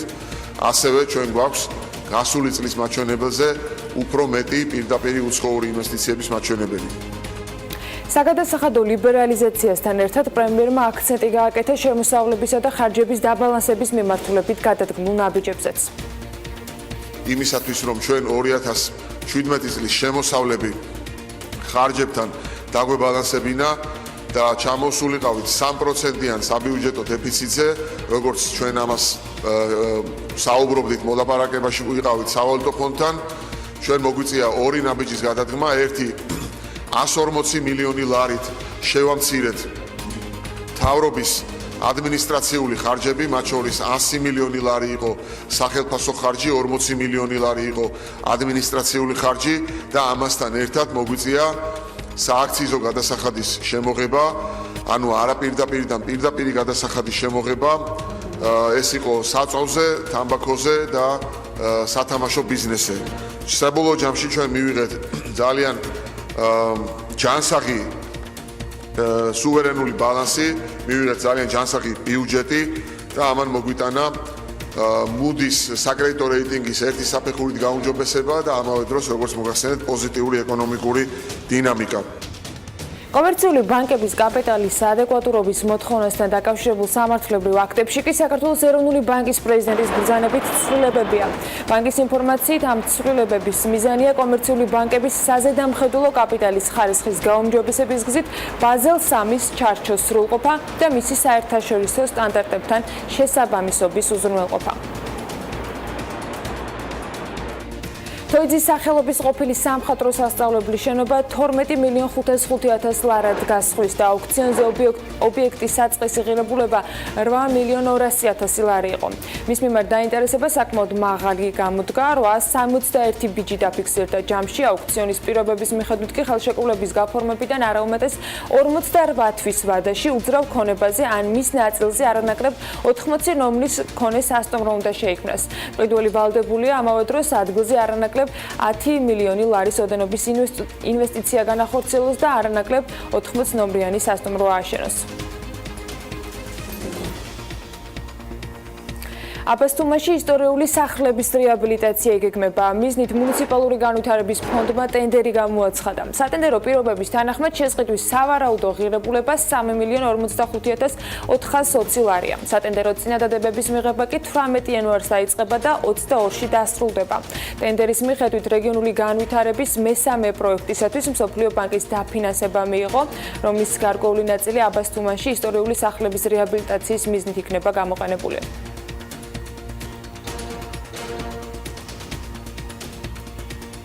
დღეს საქართველოს-თურქეთს შორის ბიზნეს-ეკონომიკური ურთიერთობების გაღრმავებასა და სამომავლო კავშირების დამყარებას მიუძღვნის ფორუმს, რომელიც თბილისში გაიხსნება. თურქეთის მხრიდან ბიზნეს ფორუმზე 20 კომპანია იქნება წარმოდგენილი რძის პროდუქტებისა და სამშენებლო მასალების წარმოების სფეროებიდან. ფორუმს თურქეთის რესპუბლიკის ელჩი გახსნის, რომელიც პირველად ამყარებს ამ შემთხვევაში კომუნიკაციას ქართული ბიზნესის სექტორთან ელჩის სტატუსით. საქართველოს წყალმომარაგების კომპანია Georgian Water and Power-ის კამპანია დაზოგე წყალი გაუფრთხილდი გარემოს მიზნად მოსახლეობის ინფორმირებას ისახავს, თუ რა შეიძლება მოყვეს რესურსის არასწორ გამოყენებას. ასევე ხელს უწყობს მოზარდი თაობის მსოფლიო მოქალაქის ჩამოყალიბებას. ასეთია მთავარი გზავნილი კომპანიის სიახლეებზე და სამომავლო გეგმებზე კი ჩვენს მიერ მომზადებული რეპორტაჟი ვნახოთ. ჯორჯია Water and Power-ის სოციალური კამპანია და ზოგად წყალი გაუფრთხილდი გარემოს. ეს არის ორი ისეთი მნიშვნელოვანი სოციალური თემის გაერთიანება, როგორებიც გარემოზე ზრუნვა და წყლის რესურსების გაფრთხილება. მიზნად ისახავს მოსახლეობის ინფორმირებას, თუ რა შეიძლება მოხდეს რესურსის არასწორ გამოყენებას. პროექტის ფარგლებში ვაკე საბურთალოს სკოლის მოსწავლეებს საგანმანათლებლო ტრენინგი ჩაუტარდათ, რომლის საშუალებითაც ბავშვებმა სრული ინფორმაცია მიიღეს, თუ რატომ უნდა დავიცვათ წყლის რესურსი. თითქოს ჩვენი ქვეყანა ასე მდიდარია წყლით 26,000-მდე მდინარე გვაქვს, მაგრამ თუ გავითვალისწინებთ, რომ აი ამ ბუნებრივ რესურსს არ ვიყენებთ გონივრულად, გამოდის რომ კამპანია დავზეგოთ წყალი არის ერთ-ერთი უმნიშვნელოვანესი და რაც თავარია გასააზრებელი. არ მხოლოდ ასე ვთქვათ გაახალისა ჩემი ცხოვრების რაღაც ნაწილი, არამედ დიდი გამოცდილებაც შემძინა, იმიტომ რომ ამ პროექტში მონაწილეობით მე ძალიან ბევრი რამე გავიგე არ მხოლოდ წყალმომარაგების სისტემაზე და არ მხოლოდ წყლის დაზოგვის პრობლემაზე, არამედ ზოგადად, ანუ ჩემში ბევრი რამე გავიგე, ჩემი ან თუნდაც ლიდერობის შესაძლებლობები. პროექტში მონაწილე ბავშვები ერთი თვის განმავლობაში საინფორმაციო კამპანიებს აწარმოებდნენ და პრაქტიკაში იყენებდნენ იმ თეორიულ ცოდნას, რაც მათ ტრენინგების საშუალებით მიიღეს. პარალელურად თითოეულმა გუნდმა ჯორჯია Water and Power-ის ინფრასტრუქტურა დაათვალიერა და რეალურად ნახა, თუ რა გზას გადის წყალი ჩვენს ორგანამდე. კამპანიაში დაზოგე წყალი გაუფრთხილდი გარემოს მონაწილე ბავშვებმა ფინალური პრეზენტაციები წარმოგვიდგინეს კამპანიის დასკვნით ეტაპზე. მათ ერთი თვის განმავლობაში ჩაუტარდათ საგანმანათლებლო ტრეინინგები, ასევე ისინი თავად აწარმოებდნენ საინფორმაციო კამპანიას. მინდა აღვნიშნო, რომ მათ აქვთ ძალიან საინტერესო ხედვა საკითხისადმი და შესანიშნავ გზებს მიაგნეს ინფორმაციის გავრცელების.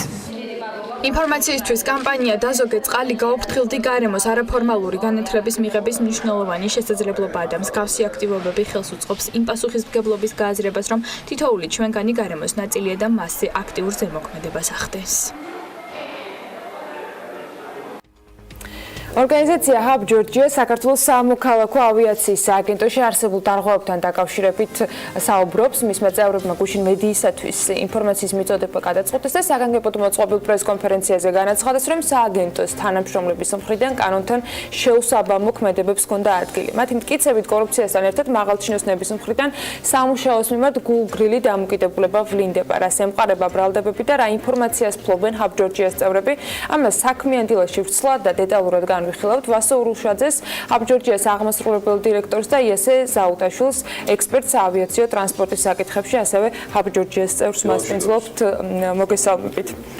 გუშინ პრესკონფერენციაზე პრინციპში ნაწილობრივი ინფორმაცია ჩვენც გვაქვს და მედიის წარმომადგენლებმაც მიიღეს, მაგრამ მაინც კიდევ ერთხელ მინდა ვისაუბროთ იმ დარღვევაზე, რომელზეც თქვენ გუშინ ავრცელებდით ინფორმაციას, რა მოხდა სააგენტოში.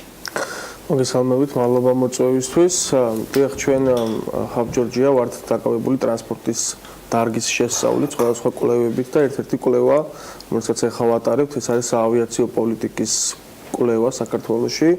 ჩვენ ასევე ვახდენთ შესწავლას იმ სახელმწიფო უწყებების, როგორც არის სამოქალაქო ავიაციის სააგენტო, აეროპორტების გაერთიანება, მათ შორის ეკონომიკის სამინისტროს შესაბამისი დეპარტამენტები და ქონდა დაგეგმილი, რომ ეს კვლევა, ამ კვლევის პრეზენტაცია ქონოდა დაახლოებით მომავალი წლის დასაწყისში, თუმცა ამ კვლევის პროცესში ისეთი საგანგაშო, ასე ვთქვათ, ფაქტები გამოვლინდა, რომ საჭიროდ ჩავთვალეთ, რომ დროზე ადრე ეტაპობრივად დაგვეწყო, ანუ გამოქვეყნება ამ პრობლემების, პრობლემებიც არის ავიაციის სექტორში და ასევე მინდა აღვნიშნო, რომ პრობლემები იმაზე ბევრად მეტია, ვიდრე ჩვენ გუშინ წარმოვადგინეთ, უბრალოდ არის ესეთი საკითხები, რომელიც სახელმწიფოებრივი ინტერესიდან გამომდინარე, ჩვენ კიდე თავს ვიკავებთ და იმედს ვიტოვებთ, რომ ეს ორი кейსი, რომელიც ჩვენ გუშინ გავაშხერეთ, საკმარისი იქნება იმისთვის, რომ არის საუბარი, რომ არის თემები, რომელზეც სიმძიმიდან გამომდინარე ვერ საუბრობთ. ეს სტრატეგიული დარგის თემაა თუ რა? ანუ არის სტრატეგიulis და არის კორუფციული ისეთი გარიგებები, რომელიც გაჟღერებაც შეიძლება ძალიან დიდ ზიანს მოუტანს მთლიანად სახელმწიფოს, იმიტომ რომ საუბარია ესეთ კომპანიებზე, რომლებიც არც თუ ისეთი კეთილგანწყობილები არიან ჩვენს მიმართ და რომ ამ ეტაპზე თქვენ კომპანიების დასახელებისგანაც იკავებთ თავს ვინც ამ ორ кейსს რომელზეც ჩვენ გუშინ ვისაუბრეთ, ამაზე საუბრობთ, იქ უბრალოდ არის ესეთი კომპანიები, ანუ ჩვენ ამაზე მუშაობთ, დამატებით მტკიცებულებებს ვაგროვებთ, თუმცა ჯერჯერობით თავს ვიკავებთ ამის გაჟღერებისგან და იმედს ვიტოვებთ, რომ ეკონომიკის სამინისტრო დროულად მიიღებს იმ გადაწყვეტილებებს, რომელიც დახურულ თემაზე, მხოლოდ დახურულ თემაზე ვლოკი. ნიშნავს თუ არა, რომ კომუნიკაციის რაიმე სხვა ფორმას მიმართავთ, თქვათ არასაჯერო პლატფორმას, Hub Georgia-ს გულისხმობ, რომელთაც თქვენ აპირებთ ამ პრეტენზიების, თქვათ, არ ვიცი, ეს კონფიდენციალური მიმოწერა გულისხმობ, ანუ გჭირდებათ რაიმე დამატებითი ინფორმაცია თუ ზედმეტად ხელის გულზია იმ кейსში. არა, ეს ხელის გულზია ფაქტიურად, იმიტომ რომ იქ არის სხვადასხვა ესე ვთქვათ, მხარეების პრეტენზიები და ამ პრეტენზიებიდან გამომდინარე ასევე ინფორმირებული არის თავად ეკონომიკის სამინისტრო და იმედს ვიტყობ, რომ ისინი ესე ვთქვათ, ესიერ გადაწყვეტილებას მიიღებენ. რაც შეეხება გუშინდელ გაჟღერებულ, ჩვენს მიერ გაჟღერებულ ინფორმაციას, ეს ერთ-ერთი შემთხვევა, რომელიც უკავშირდება სააგენტოს თანამშრომლების, ანუ დეპარტამენტის ხელმძღვანელების მხრიდან დამოუკიდებელი კერძო კომპანიის შექმნას, რომელსაც კონსალტინგი. ეს არის საკონსულტაციო სატრანსპორტო კომპანია, სააგენტო, რომელსაც ანალოგიური ფუნქციები აქვს რეალურად, რაც თავად სამოქალაქო ავიაციის სააგენტოს კონსულტაციების ესე ვთქვათ კომპონენტში და რეალურად ეს ხდებოდა თავად სააგენტოს დირექტორის მითითებით და დირექტივებით, ანუ მასთან შეთანხმებით და ის გამოვლინდა სხვადასხვა ფაქტებით. ეს თანამშრომლები ამ ადმინისტრაციულ რესურსს იყენებდნენ ბოროტად, ანუ მიღებული ინფორმაციას, როცა ინვესტორი უკავშირდებოდა მათ, როცა ისინი იგებდნენ, რომ არსებობს კერძო სექტორი, რომელიც დაინტერესებულია ავიაციის ესე ვთქვათ, საკითხით და სრულ ინვესტიციები განახორციელოს, ამ ინფორმაციას ისინი როგორც სააგენტოს თანამშრომლები იღებდნენ და შემდეგ ამ კერძო კომპანიის სახელით უკავშირდებოდნენ და სთავაზობდნენ კონსულტაციებს. თუმცა პარალელურ რეჟიმში ისინი ბარიერს ქმნიდნენ სააგენტოში, ანუ ერთ-ერთი კონკრეტული შემთხვევა, როცა უცხო ქვეყნის მოქალაქე, ამ შემთხვევაში ირანის მოქალაქე, რომელსაც სურდა რომ საქართველოში ტურისტული მიზნებიდან გამომდინარე, რომელსაც აქვს ტურისტული კომპანია, ასევე სურდა რომ მას შეეძინა საჰაერო ჰომალდები და კონკრეტულ პროექტზე ემუშავა, რაც გულისხმობს ტურისტების მოზიდვას ქვეყანაში. ამისთვის მას სჭირდებოდა ავიაკომპანიის დაარსება, სურდა სააგენტოს დირექტორთან შეხვედრა.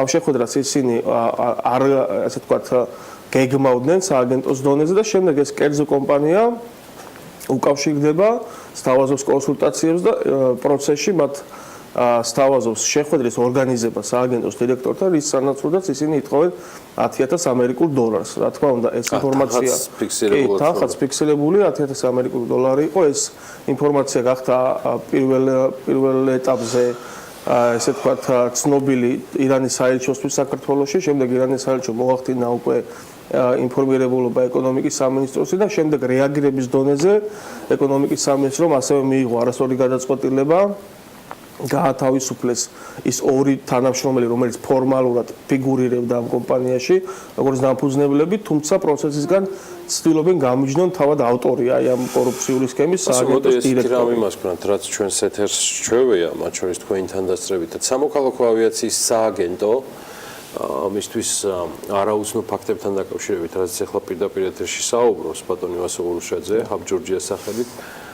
თუ თქვენ რაიმე ფორმით ჩათვლით საჭიროთ, რომ გამოიყენოთ ეს პლატფორმა, თქვენთვისაც ღია და სიამოვნებით მოვისმენთ, იმიტომ რომ კითხვები მხოლოდ გვემატება Hub Georgia-ს აღმასრულებელ დირექტორთან საუბრის შემდეგ. ბატონო იასე, პრაქტიკული გამოცდილება, რაც თქვენ სექტორში მოღვაწეობისას გაქვთ. ეს ბუფერი ან გნებავთ საშუამავლო თემატიკა. მე მესმის კომპანიას, რომელსაც თქვენ ხელმძღვანელობდით, კომუნიკაციის პრობლემა არ ექნებოდა და აქ ნაკლები ვარაუდია, რომ ესეთი ტიპის რამ შექმნილიყო, მაგრამ ბიზნესში ყოფნისას თვითონ გრძნობდით თუ არა, რომ ეს სირთულეები ხელოვნური იქნებოდა. ან რაღაცა იყო პირველი, ასე ვთქვათ, კლორტები იმისი. მოგესალმებით კიდევ ერთხელ დილა მშვიდობის. უნდა მოგახსენოთ, რომ ეს ფაქტები, რაზედაც პასუხს საუბრობს, ამ ფაქტურად დააგვირგვინა ის დიდი ჯაჭვი და ის ძალიან ბევრი სხვადასხვა ფაქტი, თამამად შემიძლია თქვა კანონდარღვევისა და კორუფციული ფაქტებისა, რაც არსებობს სამოქალაქო ავიაციის სააგენტოში არსებული მენეჯმენტის პირობებში. მე აქ უნდა აღვნიშნო, რომ თინა გამომდინარე, როგორც თქვენ თქვით, მე მომიწია საქმიანობა ერთ-ერთ ქართულ ავიაკომპანიაში და მჭიდრო ურთიერთობა მქონდა სამოქალაქო ავიაციის სააგენტოსთან. აქ დასაქმებულია და მუშაობს ძალიან ბევრი პროფესიონალი ადამიანი, თავის დარგის უაღრესად ზედმიწევნით კარგად მცოდნე სპეციალისტები, მაგრამ მენეჯმენტი იყო და არის ძალიან სუსტი. სუსტი თუ კორუფციული? მაგრამ ზოგჯერ ამ სისუსტემს შეიძლება სწორედ რომ მიგვიყვანა კორუფციულ საწყისებთან. ეს არის ერთ-ერთი მაგალითი. მე შემიძლია გითხრათ კიდევ რამოდენიმე თუ უფლებას მომცეთ, მე რამოდენიმე პუნქტს ჩამოვთვლი, რაც განსაზღვრავს ძალიან დიდ სირთულეს დღესდღეობით ამ უწყებაში. თუნდაც ის ფაქტი, რომ მაგალითად სამოქალაქო ავიაციის სააგენტო საიდან ფინანსდება, საინტერესო. იგი ფინანსდება ერთი მხრივ სახელმწიფო ბიუჯეტიდან და მეორე მხრივ იგი ფინანსდება კერძო ავიაკომპანიებისგან მომსახურების საფასურის სახით. ამ დროს კერძო ავიაკომპანიებს სამოქალაქო ავიაციის სააგენტო უტარებს ინსპექტირებას, რამდენად მართებულად თუ არასწორად მუშაობენ ეს ავიაკომპანიები. კარგად გადაუხდის მომსახურების საფასურის ავიაკომპანია, დასკვნა იქნება დადებითი, თუ არა და შეიძლება იყოს გამაუტყუნებელი დასკვნა. ინტერესთა კონფლიქტს ხედავთ იმ თავითვე. ეს შეიძლება ამ შემთხვევაში საკანონმდებლო დონეზე მოსაწესრიგებელი საკითხია, მაგრამ ის რომ ჩვენ ეს საკითხი თავის დროზე დავაყენეთ და მათ ეს ყურად არიღეს, ესეც ფაქტია. მეორე საკითხი, სამოქალაქო ავიაციის სააგენტოს მიერ დაუდევრად გაცემული ეგრეთ წოდებული EOC-ის საჰაერო ხომალდის ოპერირების სერტიფიკატის გაცემის შედეგად ჩვენი ქვეყანა ICAO-ს საერთაშორისო ორგანიზაციის მიერ მოხვდა შავ სიაში. და ძალიან დიდი ძალისხმევა დაჭირდა სხვადასხვა იმჟამიდელ ეკონომიკის მინისტრს იმისთვის, რომ ეს ხარვეზე გამოსწორებულიყო და ჩვენ ისევ აღდგენოდა დაუშვათ მწვანე სია, ისე ვთქვათ, შავი სიიდან ამოსულიყავით ამ ICAO-ს შავი სიიდან, სადაც ისეთ ქვეყნებთან ერთად მოხვდით ჩვენ ამ შავ სიაში, როგორც პაპუა, ახალი გვინეა, ჰაიტი და ასე შემდეგ. მესამე ფაქტი. თქვენ კარგად გახსოვთ 2014 წელს, როდესაც პირადად სამოქალაქო ავიაციის სააგენტოს ხელმძღვანელის პირადი გადაწყვეტილებით და ერთპიროვნული გადაწყვეტილებით ყოველგვარი შეზღუდვების გარეშე მიეცა უფლება რუსეთის ფედერაციის სახელმწიფო და კერძო ავიაკომპანიებს საქართველოში ფრენის. ყოველგვარი შეზღუდვების პარიტეტის პრინციპის, თანაბობის პრინციპის და საერთაშორისო ხელშეკრულების ჩარჩო ხელშეკრულების დარღვევის შედეგად და საფუძველზე. რაზე ჩვენ არაერთხელ გავაკეთეთ მაშინ ჩვენი განცხადებები, მაგრამ ეს ყურად არიღეს და ამას შედეგად მოიტანა რა?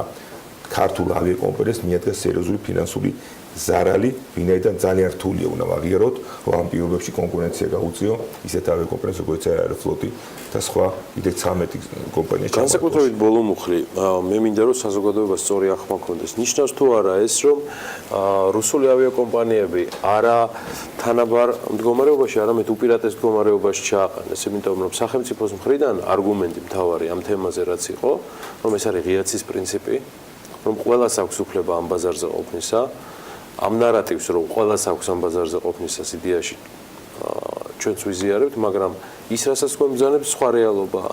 ეს არის რეალობა, რომელიც კონკრეტულ კომპანიებს, ამ შემთხვევაში რუსული წარმომავლობის აყენებს შედარებით უპირატეს მდგომარეობაში. ქართულთან, ირანულთან თუ მნიშვნელობა არ აქვს რომელთან. აბსოლუტურად გეთახმებით. ღიაცის პრინციპს ასევე ჩვენი ქვეყანა შეუერთდა და ჩვენც ვეთახმებით. ღიაცის პრინციპი ვრცელდება ევროკავშირის ყველა წევრი სახელმწიფოების ავიაკომპანიებზე, ესეც არის დღესდღეობით. რუსეთთან მიმართებაში მოქმედებდა საქართველოს და რუსეთს შორის არსებული ჩარჩო ხელშეკრულება საჰაერო ფრენების შესახებ, სადაც ნათლად იყო გაწერილი ყველა ის ფრენების მიმართულება, ფრენების სიხშირე რაც თავარია და სხვა ის წესები და პირობები, რომელიც დისკრიმინაციულ პირობებში არ აღმოაჩენა ქართულ ავიაკომპანიას. ამით ჩვენ სარგებლობთ წლების განმავლობაში და წლების განმავლობაში უნდოდათ რასაკვირველია რუსებს, რომ აქ შემოსულიყვნენ შეზღუდვების გარეშე, რათა აეღოთ ქართული ბაზარი და არსებული სააგენტოს წყალობით და მეშვეობით მათ ეს შეძლეს. მე ახლა უკვე შემიძლია თამამად თქვა, რომ იმ ფაქტებიდან გამომდინარე, რაც დღეს ჰაბჯორჯია საუბრობს, ალბათ მაშინაც ამ გადაწყვეტილებას ქონა გარკვეული კორუფციული საბაბი და ის შედეგი რაც დადგა და სხვადასხვა არის კიდევ ძალიან ბევრი კიდევ სხვა ფაქტი, რომელიც ახლო მომავალში გამოაშკარავდება, რაც ხატყობს კონკრეტული ავიაკომპანიების, კონკრეტული кейსების ლობირებას, ოღონდ უარყოფითი გაგებით შეიძლება ეს ლობირებას სააგენტოს მხრიდან. და დღეს რაზეც გვაქვს ჩვენ საუბარი, რაზეც საუბრობს, ეს არის უკვე ფაქტურად თეთრფულზე გადატანა, სააშკაროზე გამოტანა იმ შეიძლება ეთქოს უმსგავსებისა, რაც არც ერთ იქნება მომდინარე, რომ ეკონომიკის სამინისტრო, როგორც თქვენ აღნიშნავთ, ფაქტობრივად დადასტურებული აქვს, რომ ისინი ფლობენ ამ ინფორმაციას, რა სამართლებრივ გაგრძელებას ელოდებით ამ პროცესისა. ჩვენ თავისუფლად ჩავთვალეთ, რომ სააშკაროზე გამოგვეტანა ეს საკითხი ეკონომიკის სამინისტროს საქმის კურსია, ჩვენ მოვისმინეთ ეკონომიკის მინისტრის განცხადებაც, ჩვენ ვიცით, რომ ამ თემით დაინტერესებულია საგამოძიებო ორგანოებიც, ჩვენ იმედს გამოთქვამთ, რომ აღმასრულებელი ხელისუფლება თავის მხრივ მიიღებს შესაბამის გადაწყვეტილებას და რეაგირებას აუცილებლად მოახდენს ამ ფაქტზე, ცალკე გამოიძიებს საგამოძიებო ორგანო, მე მგონი პროკურატურა ამით დაინტერესებული და ეს უყალოდ არ ჩაივლის ვინაიდან იგივე ის უცხოელი ინვესტორი ირანელი იქნება თუ სხვა დღეს დამარწმუნდათ რომ არის საკმაოდ გაუგებარ სიტუაციაში, როდესაც მას უთხრეს რომ შენ წახვალ და მიმართავ კონკრეტულ კერძო საკონსტიტუციო ორგანიზაციას, რომ ჩვენთან დაიწყო მოლაპარაკება და საუბარი ლიცენზიის მიღებასთან დაკავშირებით და იმ ორგანიზაციის მისულ უცხოელის ხდება იგივე სახე ვინც დახვდა სააგენტოში და ამავდროულად თხოვენი კონკრეტულ საფასურს. წეგან შენ ახსენე რომ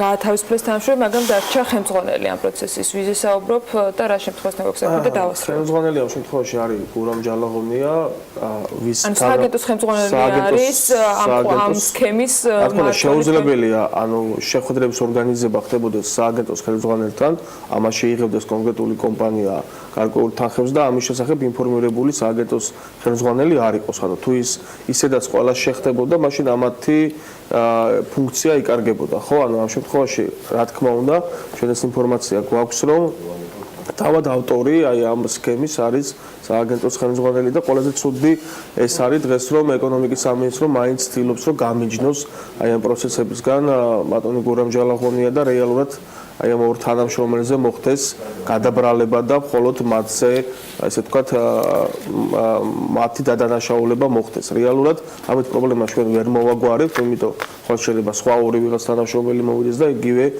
შედეგები მივიღოთ მომავალშიც. ბასო, ბოლო კითხვა თქვენთან და ასევე ბატონ იასესთან. შეიძლება თუ არა რეზუმირებისთვის თქვა, რომ ამ კონკრეტულ სააგენტოში პოლიტიკის დაასრულების დონეზე საქმე გვაქვს სისტემურ კორუფციასთან. სისტემურ კორუფციასთან. სამწუხაროდ ამის თქმა გვიწევს, იმიტომ რომ ეს არ არის სასიამოვნო, იმიტომ რომ ამით ძალიან დიდი დარტყმა მიადგა ზოგადად საქართველოს სამოქალაქო ავიაციის პრესტიჟს საერთაშორისო დონეზე. დღეს სამწუხაროდ არაერთი ავიაკომპანია, არაერთი ესე ვთქვათ ის ამ სექტორის წარმომადგენლები ჩვენი საზღვრების გარეთ საუბრობს იმაზე, რომ საქართველოს სამოქალაქო ავიაციის აგენტო არის კორუმპირებული, მათაც კონკრეტული ფაქტები მოყავთ, ეს არის ძალიან სამწუხარო ფაქტი, თუმცა ეს უნდა ვაღიაროთ, პრობლემა უნდა დაისვას იმისთვის, რომ ეს პრობლემა გადავჭრათ და იმედს ვიტოვოთ კიდევ ერთხელ, რომ აღმასრულებელი ხელისუფლება ამ პრობლემას დროულად გადაჭრის. მე ვიტყოდი, რომ ეს არის ძალიან სტრატეგიული დარგი თქვენ გარეთ მოხსენებთ ავიაციო პროცესეთი და გამომდინარე იქიდან, რომ დარგში სადაც ქვეყანაში ტრიალებს 1 მილიარდზე მეტი ყოველწლიურად და ძალიან ბევრი სხვადასხვა ქვეყნის ავიაკომპანია თავის მხრივ წარმომადგენლებს და დაინტერესებულია რომ შემოვიდეს ამ ქვეყანაში და იფრინოს და მიიღოს კონკრეტული შემოსავალი. შესაბამისად, რასაკვირველია, არის ბევრი ცდუნება შეიძლება ითქვას იმ კუთხით, რომ გაჩნდეს კორუფციული დეტალები. ჩვენ ვხედავთ, რომ ამას უკვე ფაქტი და ადგილი აქვს და ამას ჭირდება ისერი რეაგირება და სასწრაფო აღმოჩენა. ერთსაც დავამატებ, ანუ ჩვენი კვლევის მიზანი არ არის მხოლოდ პრობლემები აღმოფხვრათ, ამ შემთხვევაში აუცილებელია იდენტიფიცირება მოხდეს პრობლემების, პრობლემა გადაიჭრას, თუმცა აი ამ სისტემურ ცვლილებებთან დაკავშირებით ჩვენ ასევე გვექნება რეკომენდაციები, მათ შორის ხელფასების და სახელმწიფო პოლიტიკის გადახედვა, იმიტომ რომ ჩვენ როცა კვლევის პროცესში წინასწარ დავაანონსებ, გადავხედეთ ავიაკომპანიებში, კერძო სექტორში ბევრად უფრო მაღალია სახელმწიფო ჰონორარი, ვიდრე სააგენტოში, რაც კიდევ ერთხელ შეიძლება იყოს იმ სტუნების პროვოცირებელი მიზეზი, ისეთ საპასუხისმგებლო თანამდებობებზე, როგორც არის ეს ლიცენზირება, უსაფრთხოების კონტროლი და ასე შემდეგ, აქედან გამომდინარე კვლევის შედეგებით. კი ბატონო, ამ სისტემურ ცვლილებებზე ჩვენ მივყვებით ამ თემას, მე კიდევ ერთხელ მივხვდავთ იმისა, რომ იასე ზაუტაშვილთან და ვასო ურუშაძესთან საუბრის დაწყებამდე სამოქალაქო ავიაციის დეპარტამენტს მიმართეთ ეს ეთერი ღია საიმისოდ, რომ ამ კონკრეტულ საკითხებზე და კითხვებზე, რომელიც დაისვა ჰაბ ჯორჯიასგან, კითხვები, რომელიც გვაქვს ასევე ჩვენ, მივიღოთ პასუხები და ნებისმიერ დროს მზადა ვართ გიმასპინძლოთ ამ თუ BMG-ის სხვა ეთერებში. ურმესი მადლობა თქვენი დროისთვის და მოგზაურობისთვის. Hub Georgia-ს წარმომადგენლები, აღმასრულებელი დირექტორი, ასევე ექსპერტი ავიაციის საკითხებში და Hub Georgia-ს წევრი იასე ზაუტაშვილი და ვასილ ურუშაძე ვსტუმრობდნენ პირდაპირ ეთერში. ახლა შოთა დიღმელაშვილის ეთერის დრო არის, რომელიც საერთაშორისო სავალუტო მიმოხილვას წარმოადგენს. დილამშვიდობის დოლარს გუშინ თითქმის არ უცვლია ფეხი, კარგმა და ცუდმა ამბებმა ეკონომიკაში ერთმანეთი გაქვითეს. სავაჭრო მოცულობების სიპატარავე ისედაც მოსალოდნელი იყო წინასაშობაოდ, ზოგადად ასე ხდება ხოლმე ამერიკის შეერთებულ შტატებში, რაც შეეხება არასახარბიელო ეკონომიკურ მაჩვენებლებს. შრომის დეპარტამენტმა კვირის ანგარიში გამოუშვა, რომლის მიხედვითაც ამერიკაში უმუშევრობის შემწეობის მომთხოვნთა რიცხვი 255,000 ადამიანამდე გაიზარდა, როცა ანალიტიკოსები 221,000 პროგნოზირებდნენ ამავე დროისთვის. ეს რა თქმა უნდა ეკონომიკისთვის ცუდია. ამას გარდა გარედაქტირდა ეკონომიკური ზრდის მესამე კვარტლის ანგარიშიც და 3.3%-იანი ზრდა 3.2%-ით ჩასწორდა, ესეც ცუდია და უფრო პოზიტიური ნოტა რომ შემოვიტანოთ, ფილადელფიის ფედერალურმა სარეზერვო ბანკმა განაცხადა, რომ მისი მწარმოებლურობის ინდექსი მოულოდნელად გაიზარდა. ოთხშაბათს იყო სხვა კაი ამბავიც გუშინ წინ, რაც გუშინ მოგახსენეთ, წარმომადგენელთა პალატამ საბოლოო დასტური მიცა საგადასახადო რეფორმას, რომელიც ბოლო 30 წელიწადში უდიდესია და დონალდ ტრამპი მას პირად პოლიტიკურ გამარჯვებად განიხილავს. უშუალოდ სავალუტო წყვილებს რაც შეეხება, ევრო და გირვანქა სტერლინგი გაიაფთნენ ევროპროცენტის მიათედით და მისმა ფასმა დოლარსა და 18.5 ცენტზე ოდნავ მეტი შეადგინა, ხოლო გირვანქა სტერლინგი თითქმის პროცენტის მეხუთედით და მისი ფასი დაახლოებით $1 და 33.5 ცენტია. იაპონურმა იენმა პოზიციები შეინარჩუნა და $1 ფასი 113.5 იენზე დაბლა. როგორც მოსალოდნელი იყო იაპონიის ცენტრალურმა ბანკმა მონეტარული პოლიტიკა უცვლელი დატოვა გუშინ, აგრეთვე ხაზი გაუსვა ფაქტს, რომ ინფლაცია 3.9%-ისგან 2%-ისგან შორსა, მიუხედავად იმისა, რომ ეკონომიკა იზრდება. და რაც შეეხება კრიპტოვალუტების ნაწილს, ის კორექცია, რომელზეც საუბრობდით წინასწარ,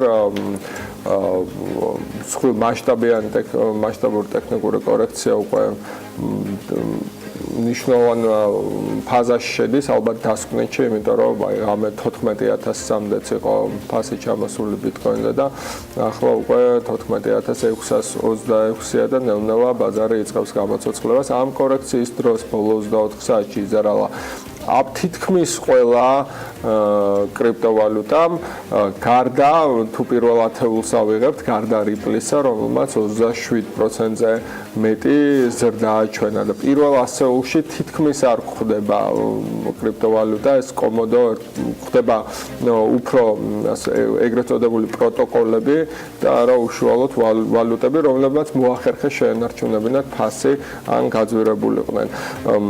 მოკლედ დაველოდოთ, როდის მორჩება ტექნიკური კორექცია, დღეს ჩვენი სტუმარი იქნება ბატონი ეფრემ ურუმაშვილი, რომელთანაც უფრო დაწვრილებით ვისაუბრებთ ალბათ ამ საკითხზეც და როგორც კი გადამწვანდება ბაზარი, დაუბრუნდეთ თამაშს.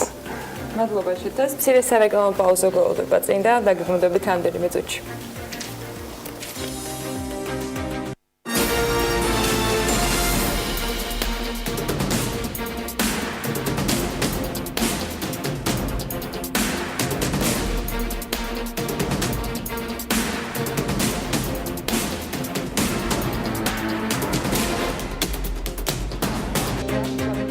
საქმიანი დილაში აიატკუკავას ამოწყების ერთგვარი ჩელენჯის მოპასუხეები ამჯერად საქმიანი დილის წამყვანები არიან. ნინო ზამბახიძემ არ დაინდო არც ერთი. საქართველოს ფერმერთა ასოციაციის თავმჯდომარე გიორგი საკაძე, ივა ჭყონია და ეფრემ ურუმაშვილი გამოიწვია ხო და ველი თქვენგან პასუხს დილამშვიდობისა. მადლობა სტუმრობისთვის. მოგესალმებით. დილამშვიდობის საოცრად ნაცნობ გარემოში. მე ვერ ვიტყვი, რომ ის განსაკუთრებულად მე გაზარმასთან საოცრად შრომელი ადამიანია ნინო ზამბახიძე, მაგრამ ამ კონკრეტულ გამოწვევაში ფაქტია, რომ თანაწამყვანებს და კოლეგებს არ გასდა. არ გასცდა ბევრი მიზეზის გამო, ზედმეტად კარგად ვიცნობ მას და მოდი საკმაოდ კარგ თემას, რასაც აეთქუგავამ დაუდო საფუძველი, ჩვენც კიდევ გვაქვს საშუალება რომ გამოვეხმაუროთ და ვიდრე სხვადასხვა თემებზე ჩვენი სფეროების მიხედვით გადავალთ სასაუბროდ. მე ვიღებ ამ გამოწვევას, მადლობა ნინო, რომ გაგახსენდი ამ სტუდიაში და ვისურვებდი შემდეგ სამ მიმართულებაზე, რომ გააკეთოს მთავრობამ აქცენტირება და აუცილებლად მივყვები ამ თემებსაც, ეს გახლავთ არსებობდეს ერთგვარი გზამკვლევი, განსაკუთრებით ადგილობრივი ბიზნესისთვის, რადგან ფიქსირდებოდა პრეცედენტები, როცა ცალკეული გადაწყვეტილებები სიურპრიზად მოუბრუნდა ქართულ ბიზნესს და საქართველოში მოქმედ ბიზნეს სუბიექტებს. ვისურვებდი კომუნიკაციის უნარების და მოლოდინების მართვის თემის დახვეწას. ამის გარეშე მგონია რომ ეკონომიკა უბრალოდ ჩვეულებრივი მეცნიერებაა. ეს უნარები თუ არ იქნა განსაკუთრებულად წარმოჩენილი, ბევრი მიმართულებით გვექნება პრობლემა და ელექტრონული მმართველობისკენ უფრო აგრესიული ნაბიჯების გადადგმა, საიმისოთ რომ ჩვენ რეალური დებიუროკრატიზაცია მოვახდინოთ, რეალურად შევამციროთ საჯარო სექტორი, თუმცა ყოველთვის კონდეს მნიშვნელოვანი საზომი ეფექტურობისა. ამ სამი თემიდან გამომდინარე, მე განსხვავებით ჩვენი ფერმერთა ასოციაციის ხელმძღვანელისგან არ შემოვიფარგლები ამ სტუდიის მონაწილეებით, უფრო ცოტა გავაფართოვებ წრეს, საიმისოთ რომ სტუდიის მონაწილეებს დარწმუნებული ვარ, არ არსდება ეს გამოწვევები სხვა მონაწილეებისგან. ვიწვევ დავით ხოსროშვილს, კომპანია Wi-Fi-ის დამფუძნებელს. ჩემო დავით, ველით თქვენს ვიდეოს ვილნიუსიდან, ვიცი რომ Wi-Fi-ს საკმაოდ სერიოზული გამოწვევები აქვს და თქვათ პრემიერ-მინისტრმა ახსენა შენი 9 მილიონიანი ფანდრაიზინგი არგენტინის საფონდო ბირჟაზე. რას ისურვებდი იმ სამი გამოწვევიდან, რასაც რეალურად 2018 წელს შესთავაზებს საქართველოს ხელისუფლებას. ბატონ რევაზ ვაშაკიძეს. რევაზ ვაშაკიძე გახავთ კომპანია BioBios დამფუძნებელი და გენერალური დირექტორი და მესამე გახავთ ოთარ შარიქაძე. ოთარ შარიქაძე არის გალტენდაგარტის მმართველი პარტნიორი და დირექტორი და ძალიან მნიშვნელოვანი არის მისი მოზაზრებების და იმედი მაქვს ოთარი არ შემოიფარგლება მხოლოდ კაპიტალის ბაზრის განვითარების რეკომენდაციებით. აი ესე, რევაზ ვაშაკიძე, დავით ხოსროშვილი და ოთარ შარიქაძე. თქვენ გამოწვევა მიღებული გაქვთ ჩემგან. დილამშვიდობის რევი. მოგესალმებით. თქვენს კი რა ხდება? შთაგაგონათ ნინო ზამბახიძის გამოწვევა? კი, რა თქმა უნდა. იმ სამი გამოწვევიდან რაც შეიძლება რომ ჩვენ მე გავუკეთო მთავრობას.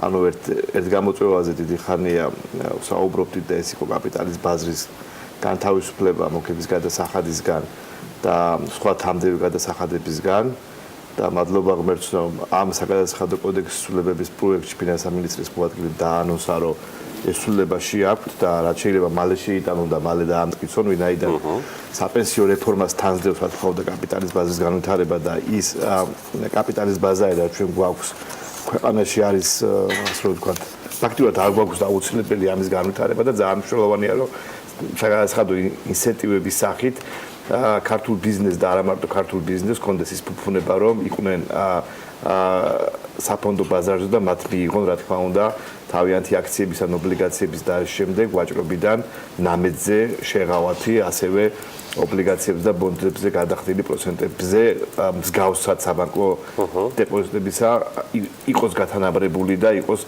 საინტერესო და მიმზიდველი ინსტრუმენტი ვინაიდან დამერწმუნეთ 21 საუკუნეში აუცილებელია პირდაპირ წტომა უცხოური კაპიტალის ქართულ ბაზარზე და ეს პირდაპირ წტომა არის ასე რომ ვთქვათ საფონდო ბაზარზე კაპიტალის ასე რომ ვთქვათ ხელმისაწვდომობა და არა ისეთი პირველყოფილური ურთიერთობებით რაც ქვია ვთქვათ პირდაპირ კომპანიების წილის ყიდვა და ამ შემდეგ ანუ ცივილიზებული კაპიტალის ანუ ცივილიზებული ურთიერთობების შეთავაზებაო ინვესტორებისათვის კაპიტალის ბაზრის მეშვეობით ეს არის ძალიან მნიშვნელოვანი და ძალიან აუცილებელი ჩვენი ქვეყნის მომავლისთვის და რა თქმა უნდა თუ ამ ცვლილებას დროულად დაამტკიცებენ ეს ძალიან მნიშვნელოვანი იქნება შემდეგი გამოწვევის სახით მინდა შევთავაზოთ ჩვენს მთავრობას და არაერთხელ გამიცხადები ამის შესახებ ეს არის მომსახურების ექსპორტის განთავისუფლება ყველა გადასახადისგან და ბოლო შეხვედრა რაც ჰქონდა ბიზნესმენთა ასოციაციის ფარგლებში ფინანსთა მინისტრმა მიიღო ეს გამოწვევა და შეგვიძლია რომ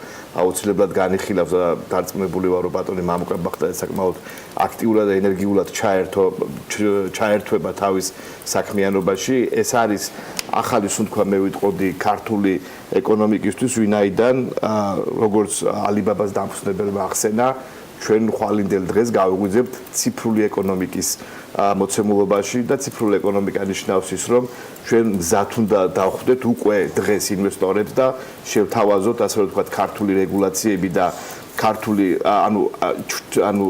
ქართული პლატფორმა, რომ ჩამოვიდნენ და ბიზნესი აკეთონ.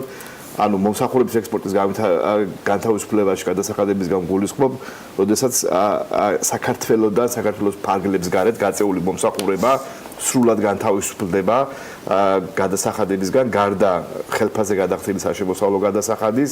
ეს რაც მოგხვდებს ჩვენ? ეს მოგხვდებს ჩვენ იმას, რომ დამატებით რესურს მოვიზიდავთ ჩვენ ინვესტორების სახით და მიმზიდველი გახდება ის, რომ ჩვენ დღეს ვართ, ასე რომ ვთქვათ, ინტერნეტ ეკონომიკის პირობებში ძალიან მნიშვნელოვანია და ყველა მსხვილი ბიზნესი და ყველა მსხვილი მიმართულება ინტერნეტში იქმნება და ის პლატფორმა, რასაც ქვია ინტერნეტი, არის ღია და თავისუფალი და მარტივად შეიძლება დაწყებული კოლ ცენტრებიდან დამთავრებული ინტერნეტის მიმართულებით საკმაოდ საინტერესო ახალი, ასე რომ ვთქვათ, სუნთქვა გაუხსნათ ქართულ ეკონომიკას, როცა ინვესტორები დაინახავენ, რომ ამ მიმართულებით ჩვენს ქვეყანაში გარდა იმისა, რომ არის დაბალი რეგულაციები და გადასახადები, არის საერთო ეს მიმართულება განთავისუფლებული და დარწმუნებული ვარ, რომ ეს მოგჩებს ჩვენ საკმაოდ დიდ ეფექტს იმის ფონზე, როცა დღეს ჩვენ აქედან ფაქტიურად ექსპორტი გვაქვს დაახლოებით 1%, ალბათ არც გვაქვს. ანუ ის რომ თქვათ ეს განთავისუფლო ჩვენ გადასახადებისგან არაფერს არ კარგავს ამის სახელმწიფო, იმიტომ რომ დღეს აქედან შემოსავალი არ გვაქვს, მაგრამ ვაჩენთ სერიოზულ, ასე რომ თქვათ, შესაძლებლობას, რომ აქედან ქვეყანა მიიღოს საკმაოდ დიდი შემოსავლები იმის ფონზე, რომ ჩვენ ხვალე აუცილებლად ვიცხოვრებთ ციფრული ეკონომიკის პირობებში და მესამე არის საკმაოდ ესეთი რთული გამოწვევა და საკმაოდ აუცილებელი გამოწვევა, ეს არის საგადასახადო კოდექსის, ასე ვთქვათ, ახალი საგადასახადო კოდექსის დაწერა, ვინაიდან ის საგადასახადო კოდექსი, რაც ჩვენ გვაქვს, მიუხედავად იმისა, რომ 5 გადასახადით შემოვიფარგლებით, 97 წელს დაიწერა ეს საგადასახადო კოდექსი. ეს საგადასახადო კოდექსი, ასე რომ ვთქვათ, აგებულება ტანი დარჩა იგივე და შევიდა რაოდენობის ცვლილება და ჩვენ ვინც საკმაოდ კარგად ეს, ასე ვთქვათ, სფერო ამ სფეროს წარმომადგენლებსაც უკვე ძალიან გვიჭირს გავარკვიოთ ჭეშმარიტება, რომელ პუნქტში და რომელ პუნქტში დევს.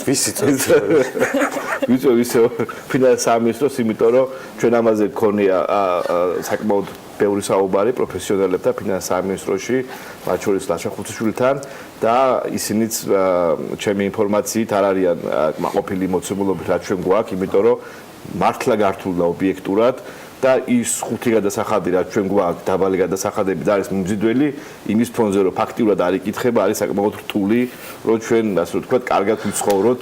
თქვენი შესანიშნავი სამეული ვინ არის, ვისაც გამოიწოდით და გადააბარებდით, ალავერცისთან გადადიხართ? ალავერც გადავალ, პირველი მე მინდა რომ ასე ვთქვათ, მიმართულებებად გადავიდი ალავერც, მინდა ჩემს მეგობართან გადავიდე რამაზ ორჯონიკიძესთან, რომელიც არის უნიდენტის დირექტორი და დარწმუნებული ვარ, რომ ჩვენს ქვეყანაში უნდა განვითარდეს საკმაოდ კარგად სამედიცინო ტურიზმი და რამაც აქვს საკმაოდ ისეთი წარმატებული და ძლიერი კლინიკა, სტომატოლოგიური და ამიმართულებით ალბათ იქნება ის საკითხები, რაც აუცილებელია, რომ გავზარდოთ ეს სფერო, ასე რომ ვთქვათ, ამ მიმართულებით მინდა შემდეგი გამოწვევით გადავიდე, რა თქმა უნდა, IT მიმართულებით ეს იქნება ნიკოლოზ დობორჯგინიძე, Microsoft საქართველოს და ჩვენ გვაქვს საკმაოდ ბევრი გამოწვევა ამ კუთხით ქვეყანას და დარწმუნებული ვარ, რომ ის საშუალება, რაც ანუ ის, ასე რომ ვთქვათ, გამოწვევა, რაც არის მომსახურების ექსპორტის განვითარება ამ თემაზე გვაქვს ჩვენ, ასე რომ ვთქვათ, დასაუბრელი ნიკას საკმაოდ საინტერესოა, რომ სათა ოფისები, ესეთი მსხვილი კორპორაციების, მაგალითად როგორც Microsoft-ია მიმზიდველი იყოს, რომ რეგიონალურები გაიხსნას საქართველოში და ნიკას საკმაოდ ბევრი კარგი იდეა აქვს ზოგადად IT მიმართულებით და ინტერნეტ მიმართულებით და მესამე ასე რომ ვთქვათ ნომინანტს დავასახელებდი, ეს არის არჩილ გაჩილაძე, რომელიც არის საკმაოდ კარგი მაკროეკონომისტი და არჩილს აქვს საკმაოდ კარგი ხედვები, რაც მე მომისმენია და რაც ასე რომ ვთქვათ ურთიერთობა მქონია იმისა თუ როგორ შეიძლება განვითარდეს ქვეყანაში ასე რომ ვთქვათ მაკროეკონომიკურად, ანუ რა აუცილებელი ცვლილებებია საჭირო მაკროეკონომიკის კუთხით და პლუს ამას კიდე არჩილი წარმოადგენს გალთენთაგარს და GVP-ს და უშუალოდ პრაქტიკული თემატიკაც ექნება გალთენთაგარს კუთხით. ანუ რამაზ ორჯონიკიძე, ნიკოლოზ დობორჯგინიძე და არჩილ გაჩეჩილაძე ეს რჩეული გვარები აქვს რემიუ რომაშვილს. ვინაცვლებთ ივა ჭონიასთან, ჩვენს კიდევ ერთ თანაწამყვანთან ივა დილამშვიდობის. თუ შეიძლება მუსიკალური ჰანგების გარეშე მხოლოდ რეკომენდაციები და თქვენი რჩეულები. ნუ მუსიკალური ჰანგები ჩვენ ეძღვრებოდა და ამიტომ თან მოდის ეს პერიოდი მოახერხებთ როგორ დავქნათ და მაინც შევქმნით დადებითი განწყობა ჩვენს მოსახლეობაში.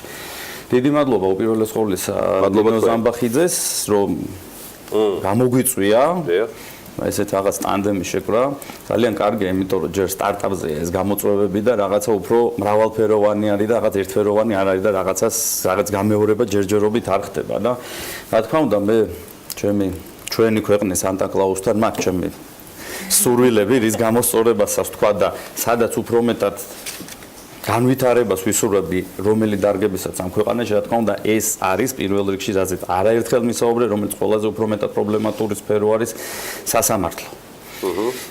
სასამართლოს როლი ბიზნესში არის ძალიან მნიშვნელოვანი, აგრეთვე მინდა აღვნიშნო რომ რაც უფრო მეტი კვალიფიციური მოსამართლე ეყოლება სასამართლოს ბიზნესის კუთხით მაქვს მე საუბარი და რაც უფრო მეტი პროფესიონალი იქნება ამ კუთხით მით უფრო თავისუფალი იქნება ბიზნესისთვის სუნთქვა და ბევრად უფრო გაამარტივებს იგივე მინდა ვისაუბრო გადახდის უუნარობაზე რომელიც საკმაოდ პრობლემატური საკითხი არის და რომელიც ბევრ პრობლემას უქმნის ბიზნესმენებს და აგრეთვე ბანკებსაც რაღაც გარკვეული კუთხით პრობლემები ექნებათ. ეხლა მე არ გამოვდგები ნამდვილად ბანკების ადვოკატად, ისინი თავის თავს მიხედავენ, მაგრამ ვიცი რომ საკმაოდ ბევრი პრობლემები აქვს მათაც სასამართლოში და ანუ ამ კუთხით ძალიან მნიშვნელოვანი არის, რაც შემდეგ უკვე დადებითად აისახება იგივე ინვესტორების შემოსვლაზე, რადგანაც სასამართლოს სწორი განვითარება, თავისუფალი სასამართლო და სასამართლოს სწორი მიმართულება ბიზნესის კუთხით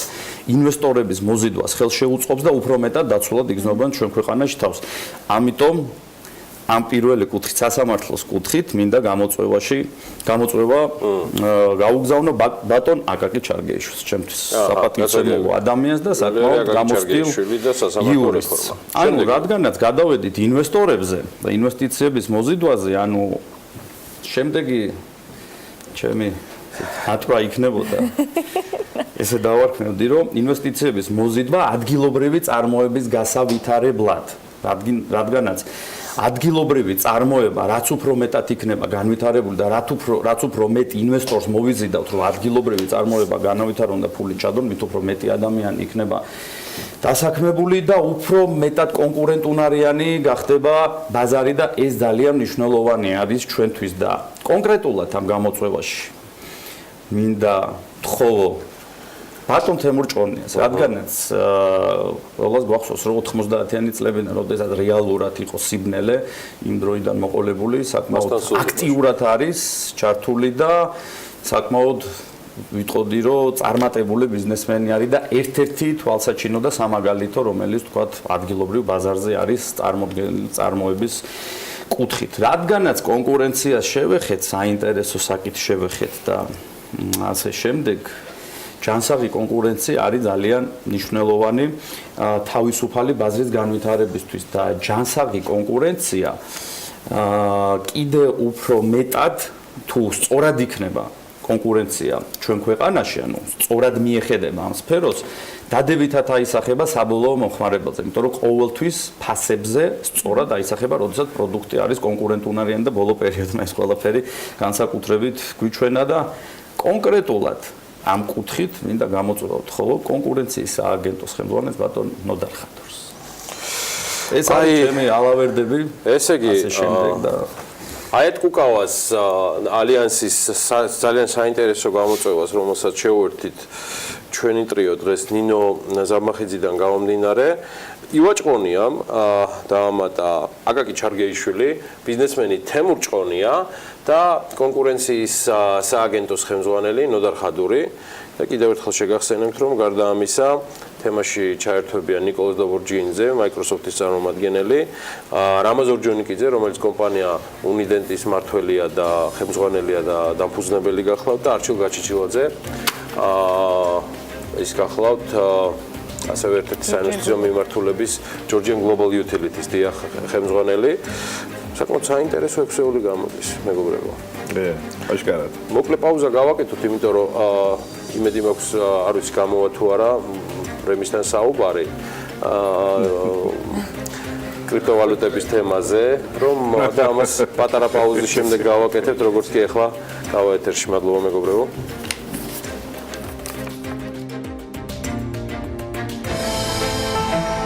ამინდის პროგნოზის სპონსორია SEU Development-ი.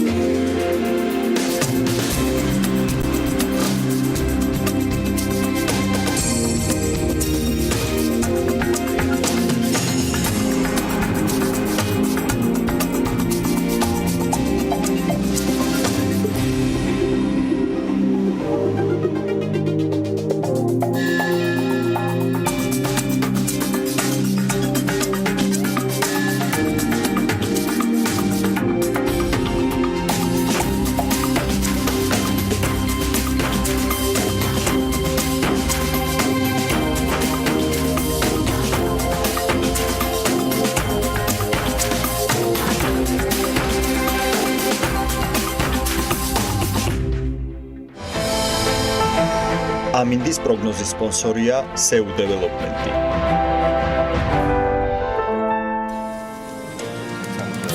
დავბრუნდით, ჩვენ შევყევით საუბარს კრიპტოვალუტაზე და აი ეთერმა ეკრანზე საკუთარი თავის თანახმად გამოგვაფრთხილდა. მოკლედ ალბათ გაინტერესებთ ამ ტექნიკურ კორექციაზე, რასაც ბიტკოინი განიცდის და პირველი ხელის ინფორმაციის მომწოდებლისგან პირდაპირ გავიგოთ, ბევრს აღარ გავაგზავნებ. მოგესალმებით კიდე ერთხელ, გაუბრუნდეთ მოკლედ ჩვენს საქმეს, რასაც ქვია კრიპტოვალუტები. თუ გახსოვთ მე ორი კვირის წინ რო ვიყავი მოსული თქვენთან ეთერში, ვთქვი რომ შემდეგი გაჩერება ბიტკოინის იქნებოდა $15,000-ზე, $10,000 ნიშნულიდან, შემდეგ $15,000 გაცდა და ავიდა $20,000-ზეც, მაგრამ ასე ვთქვათ პესიმისტურად ვინც აფასებს ამ მიმართულებას, იმ ანალიტიკოსებიდან, ვისაც ეს საქმე გესმის ძალიან კარგად, მათი ანალიზი იყო, რომ ეს არ უნდა ყოფილიყო კარგა ხანი $15,000-ზე მეტი და დღეს რეალურად მიდის ფასის კორექცია, ანუ ის, ასე ვთქვათ, მოლოდინები იყო უფრო, ასე ვთქვათ, მომეტებელი და უფრო, ასე ვთქვათ, ოპტიმისტური, ვინაიდან რამ გამოიწვია ეგეთი ოპტიმიზმი? ესეთი ოპტიმიზმი გამოიწვია იმან, რომ რიგმა ქვეყნებმა დაანონსეს ბიტკოინთან მიმართებაში ასე ვთქვათ გახსნილობა და რიგმა ქვეყნებმა გააკეთეს საკმაოდ კარგი შეფასებები ბიტკოინის ასე ვთქვათ მომავალთან დაკავშირებით, მაგალითად ინგლისის ბანკმა, ანუ ინგლისის ცენტრალურმა ბანკმა გააკეთა განცხადება, რომ მათ არ აქვთ ასე ვთქვათ სურვილი დაარეგულირონ ბიტკოინი, რაც დამერწმუნებით ინგლისი როგორც ქვეყანა და როგორც ეკონომიკა ერთ-ერთი უმსხვილესი ქვეყანა ათეულში შემავალი და ლონდონის საფონდო ბაზარი, ანუ საფონდო ბირჟა არის ერთ-ერთი უმსხვილესი მსოფლიოში ნიუ-იორკის შემდეგ და ეს განაპირობა იმან, რომ ამ უმსხვილესი ეკონომიკის ცენტრალური ბანკის განცხადებამ, რომ მათ არ აქვთ ასე ვთქვათ სურვილი რომ დაარეგულირონ ბიტკოინი, საკმაოდ კარგი გავლენა იქონია ბიტკოინის ფასზე, ვინაიდან რეგულაციები როგორც მოგეხსენებათ ამ ბაზარზე არის და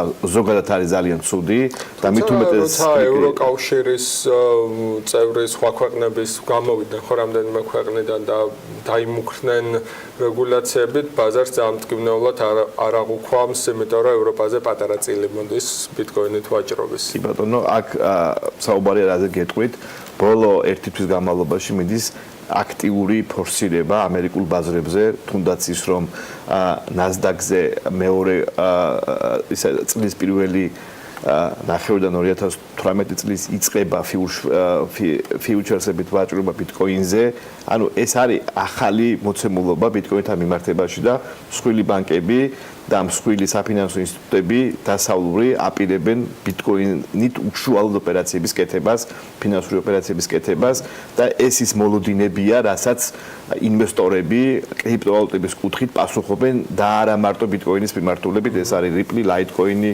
Bitcoin Cash-ი გაიზარდა ორჯერ და სამჯერ, ეს არის Ethereum-ი გაიზარდა. რაღაც მოხდა გუშინ Litecoin-ის მიმართულებით, Litecoin-ი ხო ბიტკოინის მონათესავე, უბრალოდ შეფმა განიზრახა, რომ ბიტკოინის გაუმჯობესება შეექმნა Litecoin-ის და გუშინ ყველა თავისი Litecoin-ი გაყიდა, რაც ბაზარმა ძალიან მტკივნეულად აღიქვა.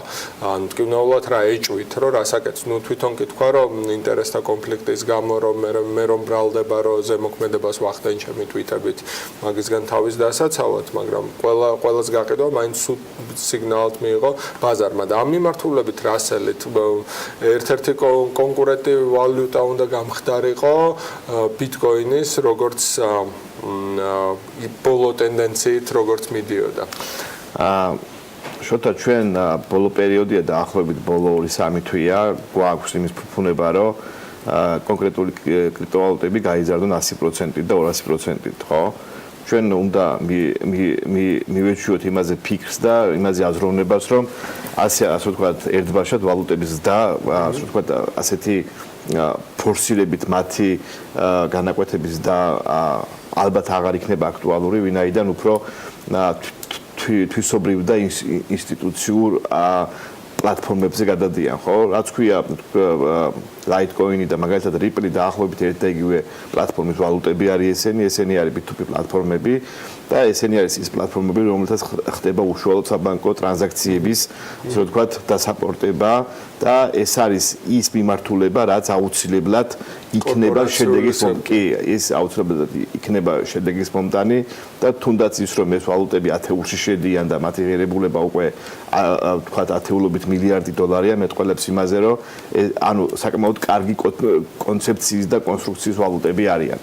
უშუალოდ მინდა ხაზი გავუსვა იმას, რომ ის მოვლენები, რაც დაიწყო ამერიკაში ამ კუთხით, არის საკმაოდ ნიშანდობლივი, თუნდაც ის რომ გუშინ განცხადება გააკეთა Goldman Sachs-მა, რომ იგი თავის კლიენტებს მისცემს იმის საშუალებას, რომ თუ მათ ექნებათ სრული ბიტკოინში განახორციელონ კონკრეტული ინვესტიციები. რაც ონლაინ პლატფორმასაც. კი, ეს არის ანუ ახალი მიმართულება, ანუ ახალი მოცემულობა, რაც ჩვენ გვაქვს საფინანსო ბაზარზე, ის რომ მაგალითად JP Morgan-ი დღემდე უარყოფს და Morgan Stanley ასევე რომ ბიტკოინი არის საკმაოდ რისკი შემცველი ფინანსური ინსტრუმენტი, საპირისპიროდ ამისა ყველაზე უმსხვილესი საინვესტიციო ბანკი Goldman Sachs-ი იძახის, რომ თუ ჩემი კლიენტები მომთხოვენ და ჩემი კლიენტები ამას მთხოვენ, მე ადეკვატური უნდა ვიყო მიმართულებით. ანუ რა ხარ Goldman Sachs-ი ვახსენე ბოლო დროს ანუ რა ვალუტებიც გაძვირდა სანამ ყველა დაიწყებდა ამ ტექნიკურ კორექციას, როცა ფინანსურ მედიაში, კრიპტოვალუტო მედიაში დაიწერა, რომ აი ბიტკოინი იმაზე ორჯერ მეტიზე ტრანზაქციაზეა მოთხოვნა, ვიდრე ბიტკოინს გატარება შეუძლია წამში, ანუ ბლოკის ზომა პატარაა და ბიტკოინი ვერ მკვიდრდება მასობრივ საგადასახდელო საშუალებად, თუმცა აი ოქროსავით რაღაც როგორც სტაბილური კრიპტოვალუტა ესე მოქმედებს. ეს გარკვეულ საფრთხეებს ხო არ შეიცავს, რომ დროთა განმავლობაში თუნდაც ეს Bitcoin Cash-ის ელვისებური ზრდა რაც იყო, ეგ ხო სისწრაფეზე მოთხოვნილებამ გამოიწვია, მას შემდეგ რაც კრიპტოვალუტო მედიამ ამაზე წერა დაიწყო.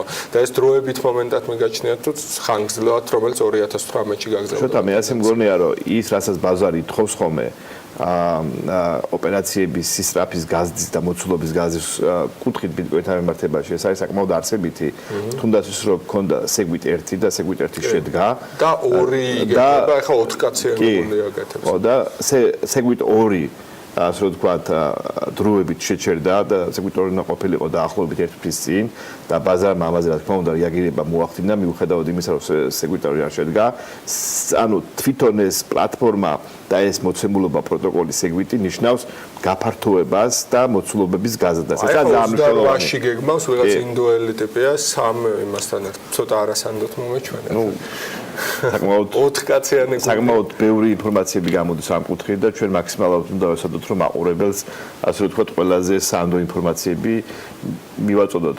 მე მგონია, რომ ის რომ სეგვით 2, ანუ ბიტკოინის ოპერაციების მოცულობების გაზრდის, ასე ვთქვათ, თემატიკა აქტუალური და მნიშვნელოვანია. სეგვით 2 ვინაიდან არ შედგა, ეს იმას არ ნიშნავს, რომ სეგვით 2 აღარ იქნება, იმიტომ რომ თუ შევხედავთ ჩვენ მოთხოვნას ბიტკოინზე და სხვა კრიპტოვალუტებზე რაც გვაქვს და შევადარებთ გასულ 9 წელს, გასულ 1 წელს და გასულ 2 წელს დამერწმუნეთ, აი ამ გადამოსახედიდან ჩვენ თუ მომავალ 1 წლის პერსპექტივას შევხედავთ წინ, დამერწმუნეთ, რომ ალბათ გარდაუვალი იქნება სეგვით 2, ანუ ახალი პროტოკოლი, რომელიც საშუალებას მისცემს ბიტკოინის მომხმარებლებს და ბიტკოინის მფლობელებს უფრო მეტი კომფორტი ჰქონდეთ დროსთან, სისწრაფესთან და მოცულობასთან მიმართებაში. მადლობა, დრო გვეწონება და ხელებს მიქნევენ.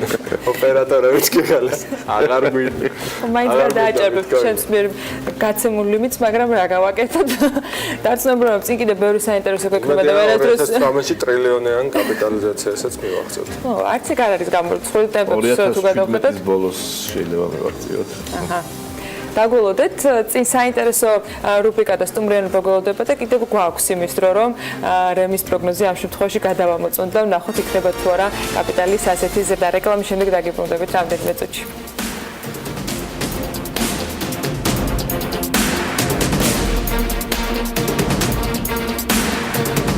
თბილისის ცენტრში ბინას ირმის რქა იდებს. ირმის რქა ჰქვია ხეს, ანუ იგივე ლაგერშტროემია.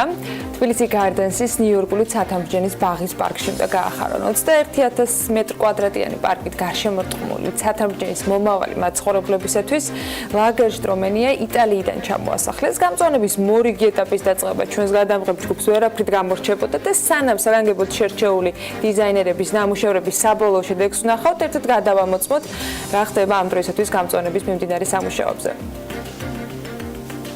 70 მეტრის, 7 მეტრის სიმაღლის მუქი ვარდისფერი ფოთლებით და 20 სანტიმეტრის სიგრძის ყვავილის ფურცლებით. ირმის რქა დღეიდან ცხოვრებას თბილისი გარდენსში იწყებს.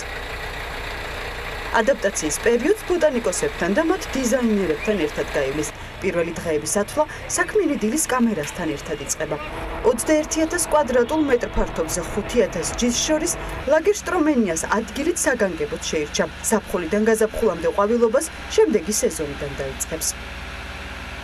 დღევანდელი დღის ასე ვთქვათ მთავარი გმირი არის ლაგერშტრომია, ლათინურად ამ ხეს ეწოდება ლაგერშტრომია, ქართულად ირმის რქას უწოდებენ. ეს არის 70 წლის 6 მეტრიანი ხე, ძალიან ლამაზი, ეს იქნება ტერიტორიის ცენტრში განთავსებული ეს ხე და დღეს საერთოდ მიმდინარეობს ანუ გამწვანების უკვე მეორე ეტაპი. ამის შესახებ ჩვენ გვისაუბრია თქვენთან ეთერში.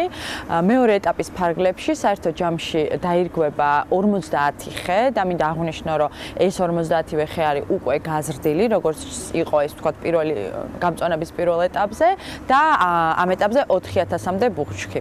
შეგახსენებთ, რომ პირველი ეტაპის ფარგლებში დავრგით ჩვენ 57 ხე და 11000-მდე ბუჩქი.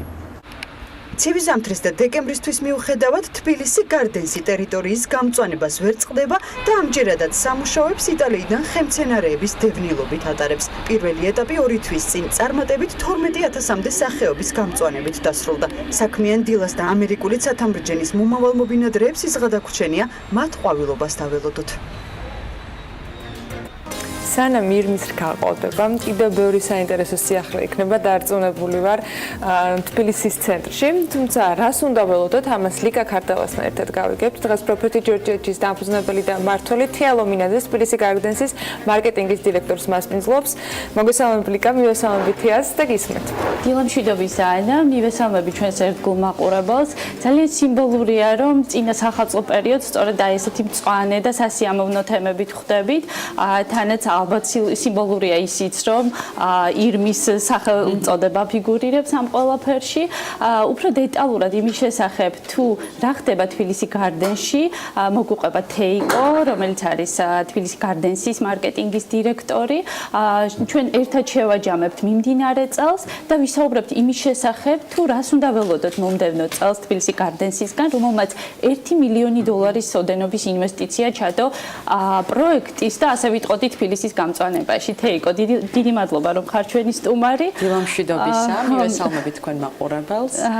ესე იგი ჩვენ გაზაფხულზე ველოდებით უკვე აი ამ ყველაფრის ასე ვთქვათ საბოლოო შედეგს ენერგების გამწვანებული არის, იმიტომ რომ ჩვენ გვისაუბრია რომ ეს იქნება მარადმწვანე ბაღი. შესაბამისად უფრო ვიტყოდი რომ ყვავილობას ველოდებით, იმიტომ რომ თუნდაც ის ხეები და ის ჩამონათვალი რომელიც დღეს სიუჟეტშიც ვნახეთ, თქვენმა ჟურნალისტმა კარგად აჩვენა რა ლამაზი ხე არის ის აყვავილებული. შესაბამისად უკვე გაზაფხულზე ჩვენ ვნახავთ სრულყოფილად როგორ გამოიყურება თბილისი გარდენსის ბაღი და სად ექნებათ ადამიანებს შესაძლებლობა რომ იცხოვრონ. საკმაოდ ფერადოვანი იქნება როგორც სიუჟეტში ვნახეთ.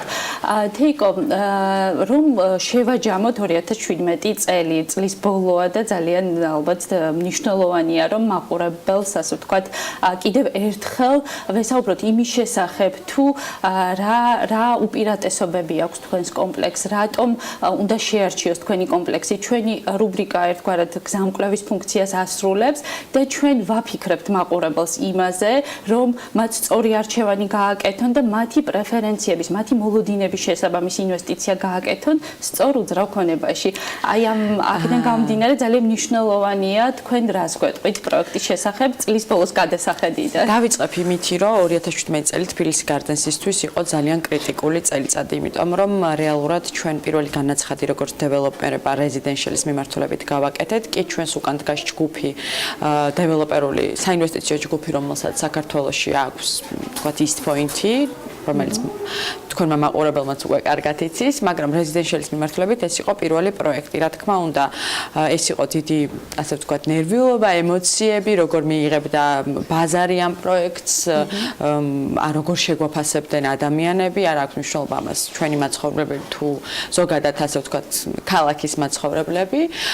მნიშვნელოვანი იყო, რომ ჩვენ კონსტრუქციული ნაწილი უკვე დასრულებული გქონდა, როდესაც დავიწყეთ გაყიდვების პროცესი. წლის ბოლოს შემილია შევაფასო და რეზუმირება გავაკეთო ამ ფორმით, რომ ჩვენმა გუნდმა და ჩვენმა ინვესტორებმა, ასე ვთქვათ, სწორად შეაფასეს თბილისი გარდენსის უძრავი ქონება, იმიტომ რომ ის გაყიდვების ტემპი, რომლის მოლოდინიც ჰქონდა და შესაბამისად რომელსაც ვასრულებთ, სწორედ იმის სამსახველია, რომ უძრავი ქონება იყოს სწორად შეფასებული. მომავალი წელი კიდევ უფრო მნიშვნელოვანია, რადგან შენობა შედის ექსპლუატაციაში, ადამიანები გაზაფხულიდან იგეგმება. ადამიანები ახალ მოსახლეობის პროცესიც ეტაპობრივად დაიწყება. რა თქმა უნდა, ანუ იმ მაცხოვრებლებს, რომელსაც უკვე აქვთ ნაყიდი თეთრი კარკასის შემთხვევაში შეძლებენ უკვე ბინის გარემონტებას, ადამიანებს, რომელსაც აქვთ ნაყიდი უკვე რემონტით, პირდაპირ შეძლებენ გადასვლას და ცხოვრებას და ის ადამიანები, რომლებიც უკვე გეგმაში არიან და არსებობს გარკვეული ადამიანების რაოდენობა, რომელიც აკვირდებოდა მთელ ამ პროცესს, უკვე ხედავენ, რომ მშენებლობა აბსოლუტურად შეუფერხებლად მიმდინარეობდა, უკვე ასეთი ადამიანების ინტერესი კიდევ უფრო დიდია და ისინიც უკვე ანუ ყიდვიდან მალევე შეძლებენ ახალ საცხოვრებელში გადასვლას. ძალიან კარგი თეიკო. მაინტერესებს დღევანდელი გადასახედიდან ძირითადად რას ითხოვენ პოტენციური და უკვე არსებული მყიდველები, რა პრეფერენციები აქვთ მათ დაახლოებით, რამდენ კვადრატულ რა მოცულობის ბინებზეა მოთხოვნა, რამდენ საძინებლიან ბინებზე. იცით რა არის ჩვენ პროექტები, რომელსაც ვთავაზობთ, არის დაპროექტებული თქვენთანაც ამაზე გვისაუბრია ვინსენტ ულფის მიერ, თუმცა რა თქმა უნდა ადამიანები არიან მოქნილები, რომ ეს პროექტები თვითონ გადააკეთონ და ვთქვათ უკვე საძინებლების რაოდენობა და ასე შემდეგ თუნდაც საკუთარი პროექტით გააკეთონ. მოთხოვნა ბინის პროექტის გაყიდვები, როდესაც დავიწყეთ, რა თქმა უნდა, უფრო დიდი იყო პატარა ბინებზე. ამ ეტაპისათვის გაყიდული გაქვს ყველა პატარა ბინა, რომელიც არის 59.6 კვადრატული და უკვე რაცა შემდეგი ლოტებით დავიწყეთ და უკვე არის დიდ ბინებზეც მოთხოვნა, უკვე არის დიდი ინტერესი თვითონ პენტჰაუსის მიმართულებით, გვაქვს ზომაში. იმას, რომ რაც უფრო დასრულებისკენ მიდის პროექტი და უკვე თვალსაჩინო ეს ყველაფერი. იცით როგორი მომენტი არის, აქამდე ჩვენ ყოველთვის საუბრობდით, თქვათ დანაპირებზე, ხო? დღემდე თბილისი გარდენსის იგივე ის ინტერიერი, იგივე ის პროექტი, ყველა ის ჩვენი უპირატესობა, აუზი, საცურაო დარბაზი, თუნდაც გამწვანებული ბაღი, გარკვეულ ეტაპზე იყო მხოლოდ დაპირება. ჩვენ უკვე უახლოვდებით იმ მომენტს, როდესაც ეს დაპირება გადაინაცვლებს რეალურ დანაპირების შესრულებაში. ბაღი არის ამის ერთ-ერთი პირველი მაგალითი, რადგან ადამიანები ის ნერგების რაოდენობა, რომელზეც ჩვენ საუბრობდით და ვიძლეოთ დანაპირებს, რომ ეს ასეთი იქნება, ადამიანებს უკვე შეუძლიათ რომ მოვიდნენ და ნახო რომ ეს მართლა ასეთი არის და თუ ვერ მოვლენ, აგერ თქვენი ეთერითაც აქვს შესაძლებლობა რომ პერიოდულად თვალი ადევნონ. რაც შეეხება უპირატესობებს, იცით რა არის, ესეც მნიშვნელოვანი მომენტი იყო. იმდენად თქვათ თბილისის არქიტექტურიდან გამომდინარე არ არსებობდა ცათამბჯენში ცხოვრების დიდი გამოცდილება. ამიტომ ბევრის უპირატესობა, რომელიც ჩვენ პროექტს აქვს, შეიძლება ადამიანი არც კი უფიქრდებოდეს დაწყებული მარტივად ისეთი საკითხებით, როგორც არის თუნდაც ლიფტის რაოდენობა კომპლექსში, რა ლიფტია, შესაბამისად, რამდენ დროს ატარებს შენ ლიფტის მოლოდინის რეჟიმში. ეს არის ყველა დეტალი, რომელსაც თუ ადამიანს არ აქვს შეხება ამ ყველაფერთან, შეიძლება არც დაფიქრდეს. ამიტომ თქვენც გზამკვლევი ხართ, ჩვენ გვქონდა კამპანია, როდესაც თუ ბინას ეძებ, რომელიც ასევე გზამკვლევის ფუნქცია ვიღეთ და გარკვეული. კი, ნამდვილად სწორედ მინდოდა თეიკო აღმენიშნა თქვენი digital კამპანიის შესახებ, რომელიც გამორჩეულია თავისი კრეატივით და ვიზუალიზაციის ფორმით, ასევე შინაარსობრივად. რადგანაც რეალურად გზამკვლევის ფუნქციას ასრულებ თუ ბინას ეძებ, თქვათ, როდესაც დავიწყეთ მაგ კამპანიაზე ფიქრი, ზუსტად ეს იყო, რომ ჩვენ გვინდოდა გაგვემარტივებინა ნებისმიერი ადამიანისთვის, რომელიც დაინტერესებულია უძრავი ქონებით, გაგვეკეთებინა რაღაცა კითხვების გზამკვლევი კრებული რაღაცა ჩამონათვალი, რომელიც ადამიანმა უნდა დასვას ნებისმიერ შემთხვევაში, არ აქვს მნიშვნელობა ის ჩვენთან არის დაინტერესებული თუ სხვაგან. უკვე პასუხებიდან გამომდინარე, თვითონ მიიღებენ ადამიანების სწორ გადაწყვეტილებას. იგივე რაღაცა ხაზის გაგრძელება არის ჩვენი საახალწლო კამპანია, ცოტა იუმორისტული ეპიზოდები, რომელიც ასევე გამოჩნდა და აჩვენებს ადამიანებს, თუ ისინი არ დაფიქრდებიან ყველა დეტალზე, თუნდაც საახალწლო პერიოდში რა სიტუაციაში შეიძლება აღმოჩნდნენ. დაფიქრება ნამდვილად აუცილებელია და კიდევ ერთი რამ მაინტერესებს წინა საახალწლოდ თქვენ როგორც ვიცი მობინადრეებსაც გარკვეულ ასე ვთქვათ სიურპრიზს უმზადებთ რაში მდგომარეობს ეს. იცით რა არის ჩვენ ნელა მივდივართ, ანუ სწორედ ამ საახალწლო კამპანიის ფარგლებში ყველა სიტუაცია, ასე ვთქვათ, რომელსაც შეიძლება ადამიანი ახალ წელს მოხდეს დაკავშირებულია ნაძვის ხესთან, ამიტომ სიმბოლური საჩუქარი გვაქვს, რომ უზარმაზარ ნაძვის ხეს გადავწემ.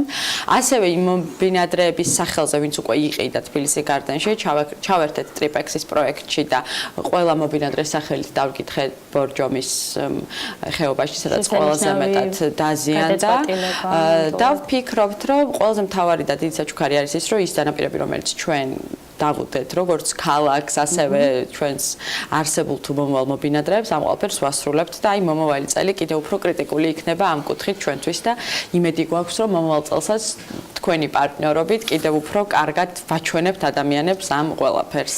ძალიან დიდი მადლობა თეიკო სტუმრობისთვის, პარტნიორობისთვის.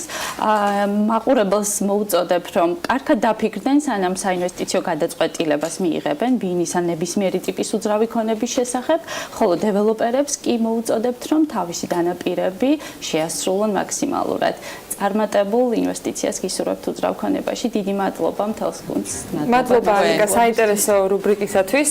ბედნიერ ახალ წელს გისურვებთ თბილისი გარდენს წარმატებებს და სასიამოვნო წინა საახალწლო განწყობას მარადმწვანე ბაღში, მათთვისაც ამის ინტერესებს მე ძალიან მაინტერესებს მართლა როგორი იქნება აყვავებული ირმის რქა და საბოლოო ეფექტი იმ ბაღის, რომელსაც ასე მონდომებით ვადევნებთ თვალს, იმიტომ რომ ნამდვილად განსაკუთრებული და საინტერესოა. მადლობა კიდევ ერთხელ საინტერესო თემებისთვის და რუბრიკისათვის. ჩვენ მცირე სარეკლამო პაუზა გველოდება წინ და რამდენიმე წუთში დაგებრუნდებით.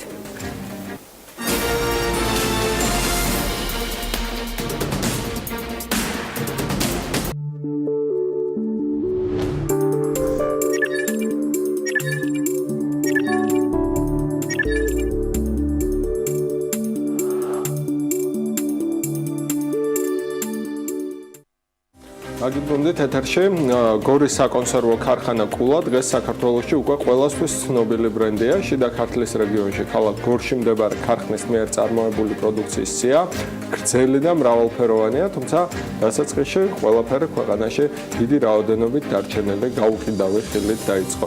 როგორ გაფართოვდა კულას მცირე წარმოება და როგორ მოიპოვა მომხმარებელთა კეთილგანწყობა, კულას წარმატების ისტორია ვნახოთ მარიამ ადამიანის სიუჟეტში.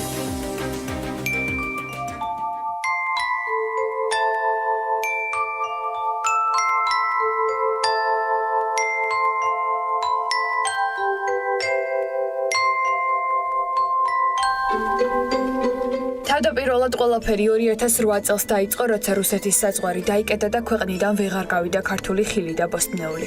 ანუ გლეხებს დიდი რაოდენობით ქართული ხილი დარჩათ გაუყიდავი. სწორედ ამ დროს გაჩნდა იდეა გაკეთებულიყო ქართული საწარმო და გამოყენებულიყო დარჩენილი ხილი. შედეგად შეიქმნა გორის საკონსერვო ქარხანა კულა, რომელიც დღეს საქართველოში უკვე ყველასათვის ცნობილი ბრენდია. თავისი გრძელი და მრავალფეროვანი წარმოებული პროდუქციის სიითა და წარმოების ხარისხით. დავიწყეთ წვენების წარმოებით და შემდგომ წლებში დაემატა ტყემლები, მურავები, ჯემები, კომპოტები, სამალხო-სადილები და ამჟამად 200 დასახელებაზე მეტ პროდუქტს ვაწარმოებთ. წელს დავიწყეთ უკვე ხორცის კონსერვების წარმოება და გეგმავთ 2018-ში ბიოწვენებს, 2019-ში საბავშვო კვებას. მიზანი იყო შეექმნათ ქარხანა, რომელიც პროდუქტს ქართული ნედლეულისაგან დაამზადებდა და რომელშიც ადგილობრივი მოსახლეობა დასაქმდებოდა. ეს მიზანი კი დღემდე რჩება კულას ერთ-ერთ მთავარ სტრატეგიად. წარმოების შექმნის პირველი თვეები ქართული პროდუქტისადმი სკეპტიკურად განწყობილი მოსახლეობის მოზიდვას დასჭირდა. საკუთარი პროდუქციის ხარისხში დარწმუნებულებმა მისი პოპულარიზაციისათვის საუკეთესო გზა დეგუსტაციის მეთოდი აირჩიეს და მსურველებისათვის ქართული რეცეპტით დამზადებული წვენების უფასოდ შეთავაზებას შეუდგნენ. შედეგმა არ დააყოვნა. ნატურალური წვენების გემოთი მოხიბლული ადამიანები მალე კულას ერთგულ მომხმარებლებად გადაიქცნენ. ყველაზე დიდი პრობლემა იყო ეს იყო ნდობის მოპოვება მოსახლეობაში. იქიდან გამომდინარე, რომ ქართული კომპანიები არც ისე ძალიან იყვნენ საქართველოს ბაზარზე შესულები და პრაქტიკულად არ იყო ეს კომპანიები, ფასო ნდობა არ ჰქონდა და ყველაზე დიდი პრობლემა იყო ჩვენთვის ის, რომ ხალხისთვის მიგვეწოდებინა ჩვენი პროდუქტი. ვაკეთებდით დეგუსტაციებს, უხსნიდით და ხარისხის დაჭერა, რომ წლების განმავლობაში არ გაგოფრჩებინა ეს ხალხის ნდობა, რაც მოიპოვეთ პირველ წლებში, უფრო გაზრდილი იყო და გაზრდილი იყო. ამასთან ერთად უკვე ექსპორტზე ნელა დავიწყეთ მუშაობას, ეტაპ გადადიოდა კომპანია. კულას მიერ ტრადიციულ რეცეპტებზე დამზადებული პროდუქცია წლებია, რაც საქართველოს ფარგლებს გასცდა და სხვა უამრავ ქვეყანაშიც გაითქვა სახელი. გარდა ამისა, კულას 7-თვიანი პროექტის ბიზნეს დაჯილდოება 2017-ის გამარჯვებულიც გახდა ნომინაციაში წლის ქართული პროდუქტი, თუმცა როგორც წარმომადგენლები ამბობენ, სასურველი შედეგის მისაღწევაც ჯერ კიდევ ბევრია გასაკეთებელი.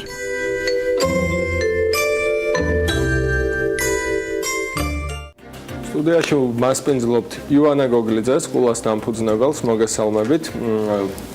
ბოლო ძალიან ცოტა დრო გავიდა, ხო? მგონი ბოლო სტუმრობიდან, მაგრამ აი თქვენ უკვე ახალი წარმატებით აქ ხართ, თბილისის ბიზნეს დაჯილდოების გამარჯვებული ბრძანდებით და მოთ ამ თემით დავიწყოთ და მერე გადავიდეთ უშუალოდ კულას გეგმებზე და აწმყოზე და მომავალზე მოკლედ. რას ნიშნავს თქვენთვის თბილისის ბიზნეს დაჯილდოებაში გამარჯვება? მოგესალმებით. მოგილოცავთ დამდეგშობა ახალ წელს. ჩვენი კომპანიისთვის ეს არის ერთ-ერთი ყველაზე უდიდესი მიღწევა, რაც შეიძლება კომპანიას ჰქონდეს, ვინაიდან რომ ჩვენ პოზიციონირებთ როგორც ქართული ნედლეული დამზადებული საქართველოში წარმოებული და ადგილობრივი ხალხია დასაქმებული ამ სფეროში. ამიტომ ეს გამარჯვება ჩვენი საუკეთესო ქართული პროდუქტი საქართველოში წარმოებული არის ჩვენი ერთ-ერთი ყველაზე დიდი გამარჯვება და ყველაზე დიდი სტიმულიც, რომ მომდევნო წლებშიც ეს ჩვენი ხაზი არ გავაჩეროთ და ახალი ქართული პროდუქცია გამოუშვათ. სანამ მომავლის გეგმებზე ვისაუბრებდეთ და ყოველ თქვენს ცვლილებას თქვენ გეგმაში ან ყოველ თქვენს ნაბიჯს ამ გეგმისკენ პრინციპში ჩემ მაცივარშიც კი ვხედავ ხოლმე. მაგრამ მაინტერესებს როგორ დაიწყო ყველაფერი 2008 წელს. საიდან დაიწყეთ დღეს როცა უკვე აქ ხართ 2017 წელს უკვე ესეთი ჩამოყალიბებული ბევრისთვის საყვარელი ბრენდი რომელიც უკვე ექსპორტზეც გადის მანამდე რა იყო 2008-ში რო იწყებდით წარმოგედგინათ ესე მოკლე დროში ესეთი დინამიკა განვითარების 2008-ში პრაქტიკულად არაფერი არ იყო ახალი დამთავრებული ომი რუსეთთან იყო ემბარგო იყო უამრავი ხილი რომელიც ხალხს ვერ გაქონდა ვერსად ბაღებში არც კრეფავდნენ და იყო იმის შეგრძნებას რომ ხალხს შეიძლება აღარც მოევლოთ ამ ხილისთვის იქიდან გამომდინარე ფასი არ ქონდა ალღის და იმის არც მოკრეფა არც შეწამლა იქიდან გამომდინარე მივიღეთ გადაწყვეტილება ეს შიდა ქართლში პრაქტიკულად ახლა შიდა ქართლი უფრო ჩვენ იქიდან ავას წარმოშვებით და ეს კულაც იქ დავაასეთ იქიდან გამომდინარე რომ ეს ყველაფერი გვაძლევდა საშუალებას რომ და იყო რაც თავარია შიდა ქართლში იყო ის ბაზა და ის კვალიფიციური კადრები რომლებიც წლების განმავლობაში მუშაობდნენ იცოდნენ საკონსერვო მრეწველობა იცოდნენ წარმოება ჩვენ ეს ხალხი ყველა მოვაგროვეთ ჩამოვაყალიბეთ კომპანია და ამის შემდეგ დაიწყეთ ეს ხილი რომელიც ამის ხილი შესყიდვა პირველ რიგში რა თქმა უნდა დაიწყეთ წვენებით იქიდან გამომდინარე რომ მაშინ წვენებზე ქონდა გაკეთებული აქცენტი გამოუშვით სულ რაღაც 6-7 სახეობის წვენი და უკვე 2009 წელს შევედით პირველად ჩვენს ბაზარზე. ეს თქვენი გეგმის ნაწილი იყო, რომ წვენებით დაგეწყოთ და მერე გაგემრავალფეროვნებინათ პროდუქცია თუ უბრალოდ მოთხოვნამ დაგანახათ გზაში? არა, უბრალოდ მოთხოვნა ყველაფერზე იყო, ჩვენ რასაც შესაძლებლობაც ჰქონდა იმ პერიოდში, ხლა თავიდან ყველაფერი დაიწყო მურაბად, ჯემის, კამპოტის, ამის ვერც მოასწრებდი წელიწად ჩვენ დავიწყეთ წვენებით, შევედით ბაზარში, ბაზარმა ეს წვენი მიიღო, შემდეგ დაემატა ტყემლები, მურაბები, კომპოტები, ჯემები, სამალხო სადილები და ასე შემდეგ და ახლა უკვე ხორცის კონსერვები, თევზის კონსერვები და ასე შემდეგ. რა საწარმოო საშუალებები დაგხვდათ? ან რამდენს ინვესტირება დაგჭირდათ, რომ საქართველოში ერთ-ერთი ძლიერი ბრენდის შექმნისთვის წინაპირობა გაჩენილიყო?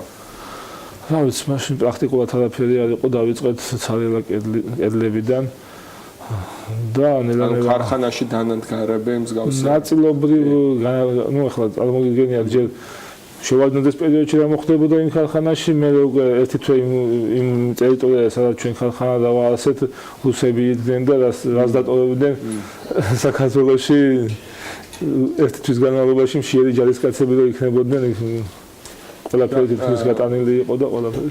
უბრალოდ კედლები იყო, დავიწყეთ მაგის აღდგენა, იმიტომ შემოგდაგჭირდა ეს წელიწადი 2008-ის თქვათ სექტემბრიდან 2009 წლამდე ეს ყველაფერი რაღაც მაშინ მოგვექცია და 2009 წელს დავიწყეთ უკვე ქსელში შესვლა ჩვენი პროდუქციით. ახლა რამდენი დასახელების პროდუქცია წარმოებთ?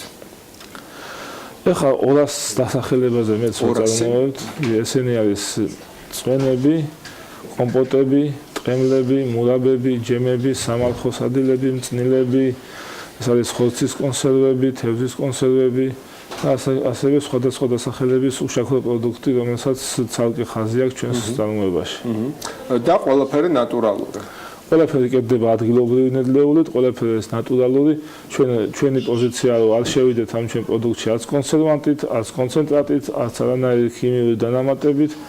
ყველაფერი არის ქართული ხილით დამზადებული. ეს სირთულეებს არ ქმნის სიტუაციის შენახვის თვალსაზრისით. იძულებული ხართ რომ მალე გაყიდოთ.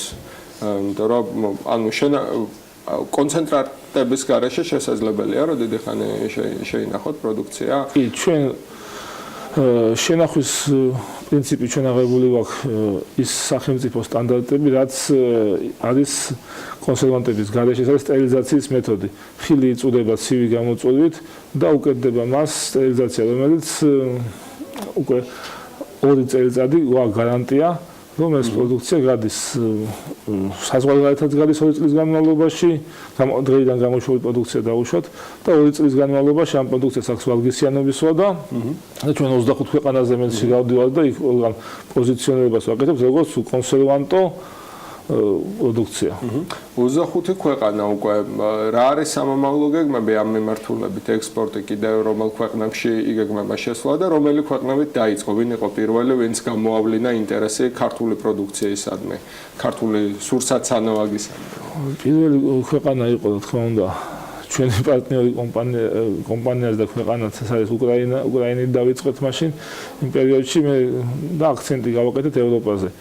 გავედით გერმანიაზე, გავედით პოლონეთზე, ბალტიის ქვეყნებში, შემდეგ რაიმატა. ევროკავშირის ქვეყნებიც აფასებულია. ეს ძალიან იმიტომ რომ იქ ისეთი მკაცრი რეგულაციებია საჭმელთან, სასმელთან მიმართებაში, რომ იქ შესვლა ნიშნავს უმაღლეს ხარისხს. ევროკავშირის თითქმის ყველა ქვეყანაში ვართ, თუ ჩამოვთვალო, შეიძლება რამდენიმე ქვეყანა გამომრჩეს, ვართ ჰოლანდიაში, ვართ გერმანიაში, ვართ ირლანდიაში, პოლონეთში, საფრანგეთში, ესპანეთში, ბალტიის ქვეყნებში, ჩეხეთში, იტალიაში არა ვართ მარტო იტალიაში ასე. რა ხდება ლოჯისტიკის მიმართულებით? ან მე ხშირად მსმენია სოფლის მეურნეობაში ჩართული ქართველი ანტრეპრენიორებისგან, ან ისეთი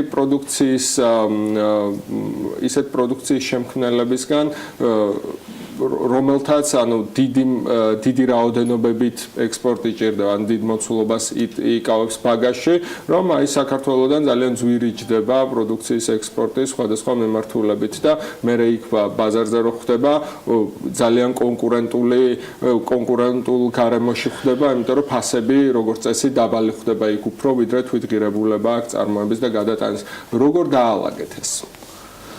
ჩვენი ყველაზე დიდი პრობლემა უფრო ხილის დეფიციტია საქართველოში. ჩვენ გვიწევს ყველა რეგიონი, რა თქმა უნდა, ყველა რეგიონიდან ხილის შესყიდვა.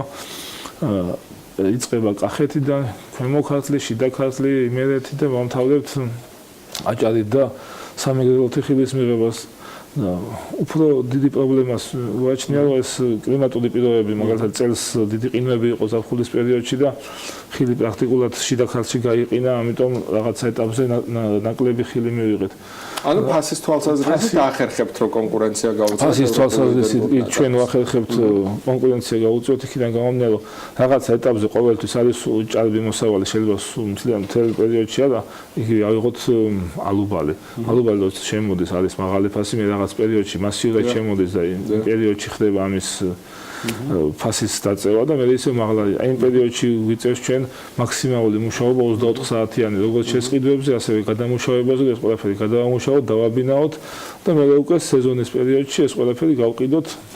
იქიდან გამომდინარე ჩვენ გვაქვს იმის საშუალება, რომ ის ფასები შევინარჩუნოთ, მით უმეტეს ექსპორტმა მოგვცა იმის შესაძლებლობა, რომ ვალუტა შემოვიდეს ჩვენ კომპანიაში და ამან დააკომპენსირა საქართველოში ვალუტა შემოვიდეს. და ამან დააკომპენსირა ის თქვათ ლარის ვარდნაც და ის კრიზისიც ჩვენი კომპანიისთვის, რაც გამოიწვია ამ ბოლო პერიოდში ამ ლარის დევალვაცია. და ბოლო კითხვა, აუცილებლად უნდა კითხოთ სამომავლო გეგმებზე და ამასთანავე ძალიან მნიშვნელოვანი ესეც საინტერესო საკითხია ჩემთვის, როგორ ახერხებთ ანუ ხარისხის სტანდარტიზაციას იმდენ მომწოდებელთან გიწევთ ალბათ ურთიერთობა საქართველოს მასშტაბით, ახსენეთ რომ დეფიციტია, რომ ეს ყოველთვის პრობლემაა ხოლმე სოფლის მეურნეობაში, სტანდარტიზაცია, რომ შეძლონ მომწოდებლების ხარისხის. ეს ამაზე მე პასუხეთ და სამომავლო გეგმით. ჩვენ კომპანიას ყავს თავის წარმომადგენლები ყველა რეგიონში ეს პირველი, რომელმაც იციან ის ხარისხი და ხარისხით უნდა მოიტანონ პროდუქტი. სხვა შემთხვევაში ჩვენ ამ პროდუქტს უკან გავაბრუნებთ, ეს პირველი ეტაპია, რომელსაც გაფრთხილებული ყო ყველა. ამის გარდა კომპანიაში ყავს ჩვენი მიკრობიოლოგები და ჩვენი ქიმიკოსები, რომლებიც მიღების დღიდან შემოდის სასწორზე აიწონა პროდუქტი, ხილი, ბოსტნეული, იმათმა უნდა შეამოწმონ და იმათმა უნდა აიღონ ეს ანალიზი. და თუ ვერ გაივლის ხარისხის ნიშანი თუ არ მიანიჭება, არის. აღარ გადადის მე საწარმოში, ამ საწარმომ დაიწყოს და ყველა ეტაპზე მიღები და საწარმოო პროცესში რეცხვა, გამოშვებული პროდუქციის ანალიზიც კეთდება ამათი დაკვირვების ქვეშ. და ეს ხალხი არავის არ ექვემდებარება არც საანქრო სოფლოსას, პირდაპირ აქ თავის მითხრა, თუ არ მოეწონებათ, შევიდეთ უკან გააბრუნონ ეს პროდუქცია. და სამომავლო გეგმები ზუსტად ორი სიტყვით, იმიტომ რომ საერთოდ სამომავლო გეგმები ჩვენ 2018 წელს გვინდა რომ ახალციხეში უკვე დავიწყეთ მშენებლობა და ახალციხეში გვექნება ბიოპროდუქციის წარმოების საწარმო, რომელიც გამოუშვებს ბიოწვენებს. ისევ წვენებით ვიწყებთ ამ სფეროშიც ბიოწვენები და მე გადავალ ბიოთხემლები, ბიოდანარჩენი პროდუქცია და 2019 წელს გვინდა გამოუშვათ პირველი ქართული ბავშვთა კვება. ამის გარდა ექსპორტზე რა თქმა უნდა ორიენტაცია და მამა გახლავართ და დიდი ინტერესით დავალოდები. უღრმესი მადლობა სამწუხაროდ ჩვენი დრო ამოიწურა ამ მაყურებელს და მშვიდობები გისურვებთ სასიამოვნო უქმეებს თქვენ კი კიდევ ერთხელ მოკლე პერიოდში გელოდებით ჩვენ ეთერში ყოველთვის საინტერესოა თქვენთან საუბარი ამ თემებზე. დიდი მადლობა. ბედნიერი ახალი წელი.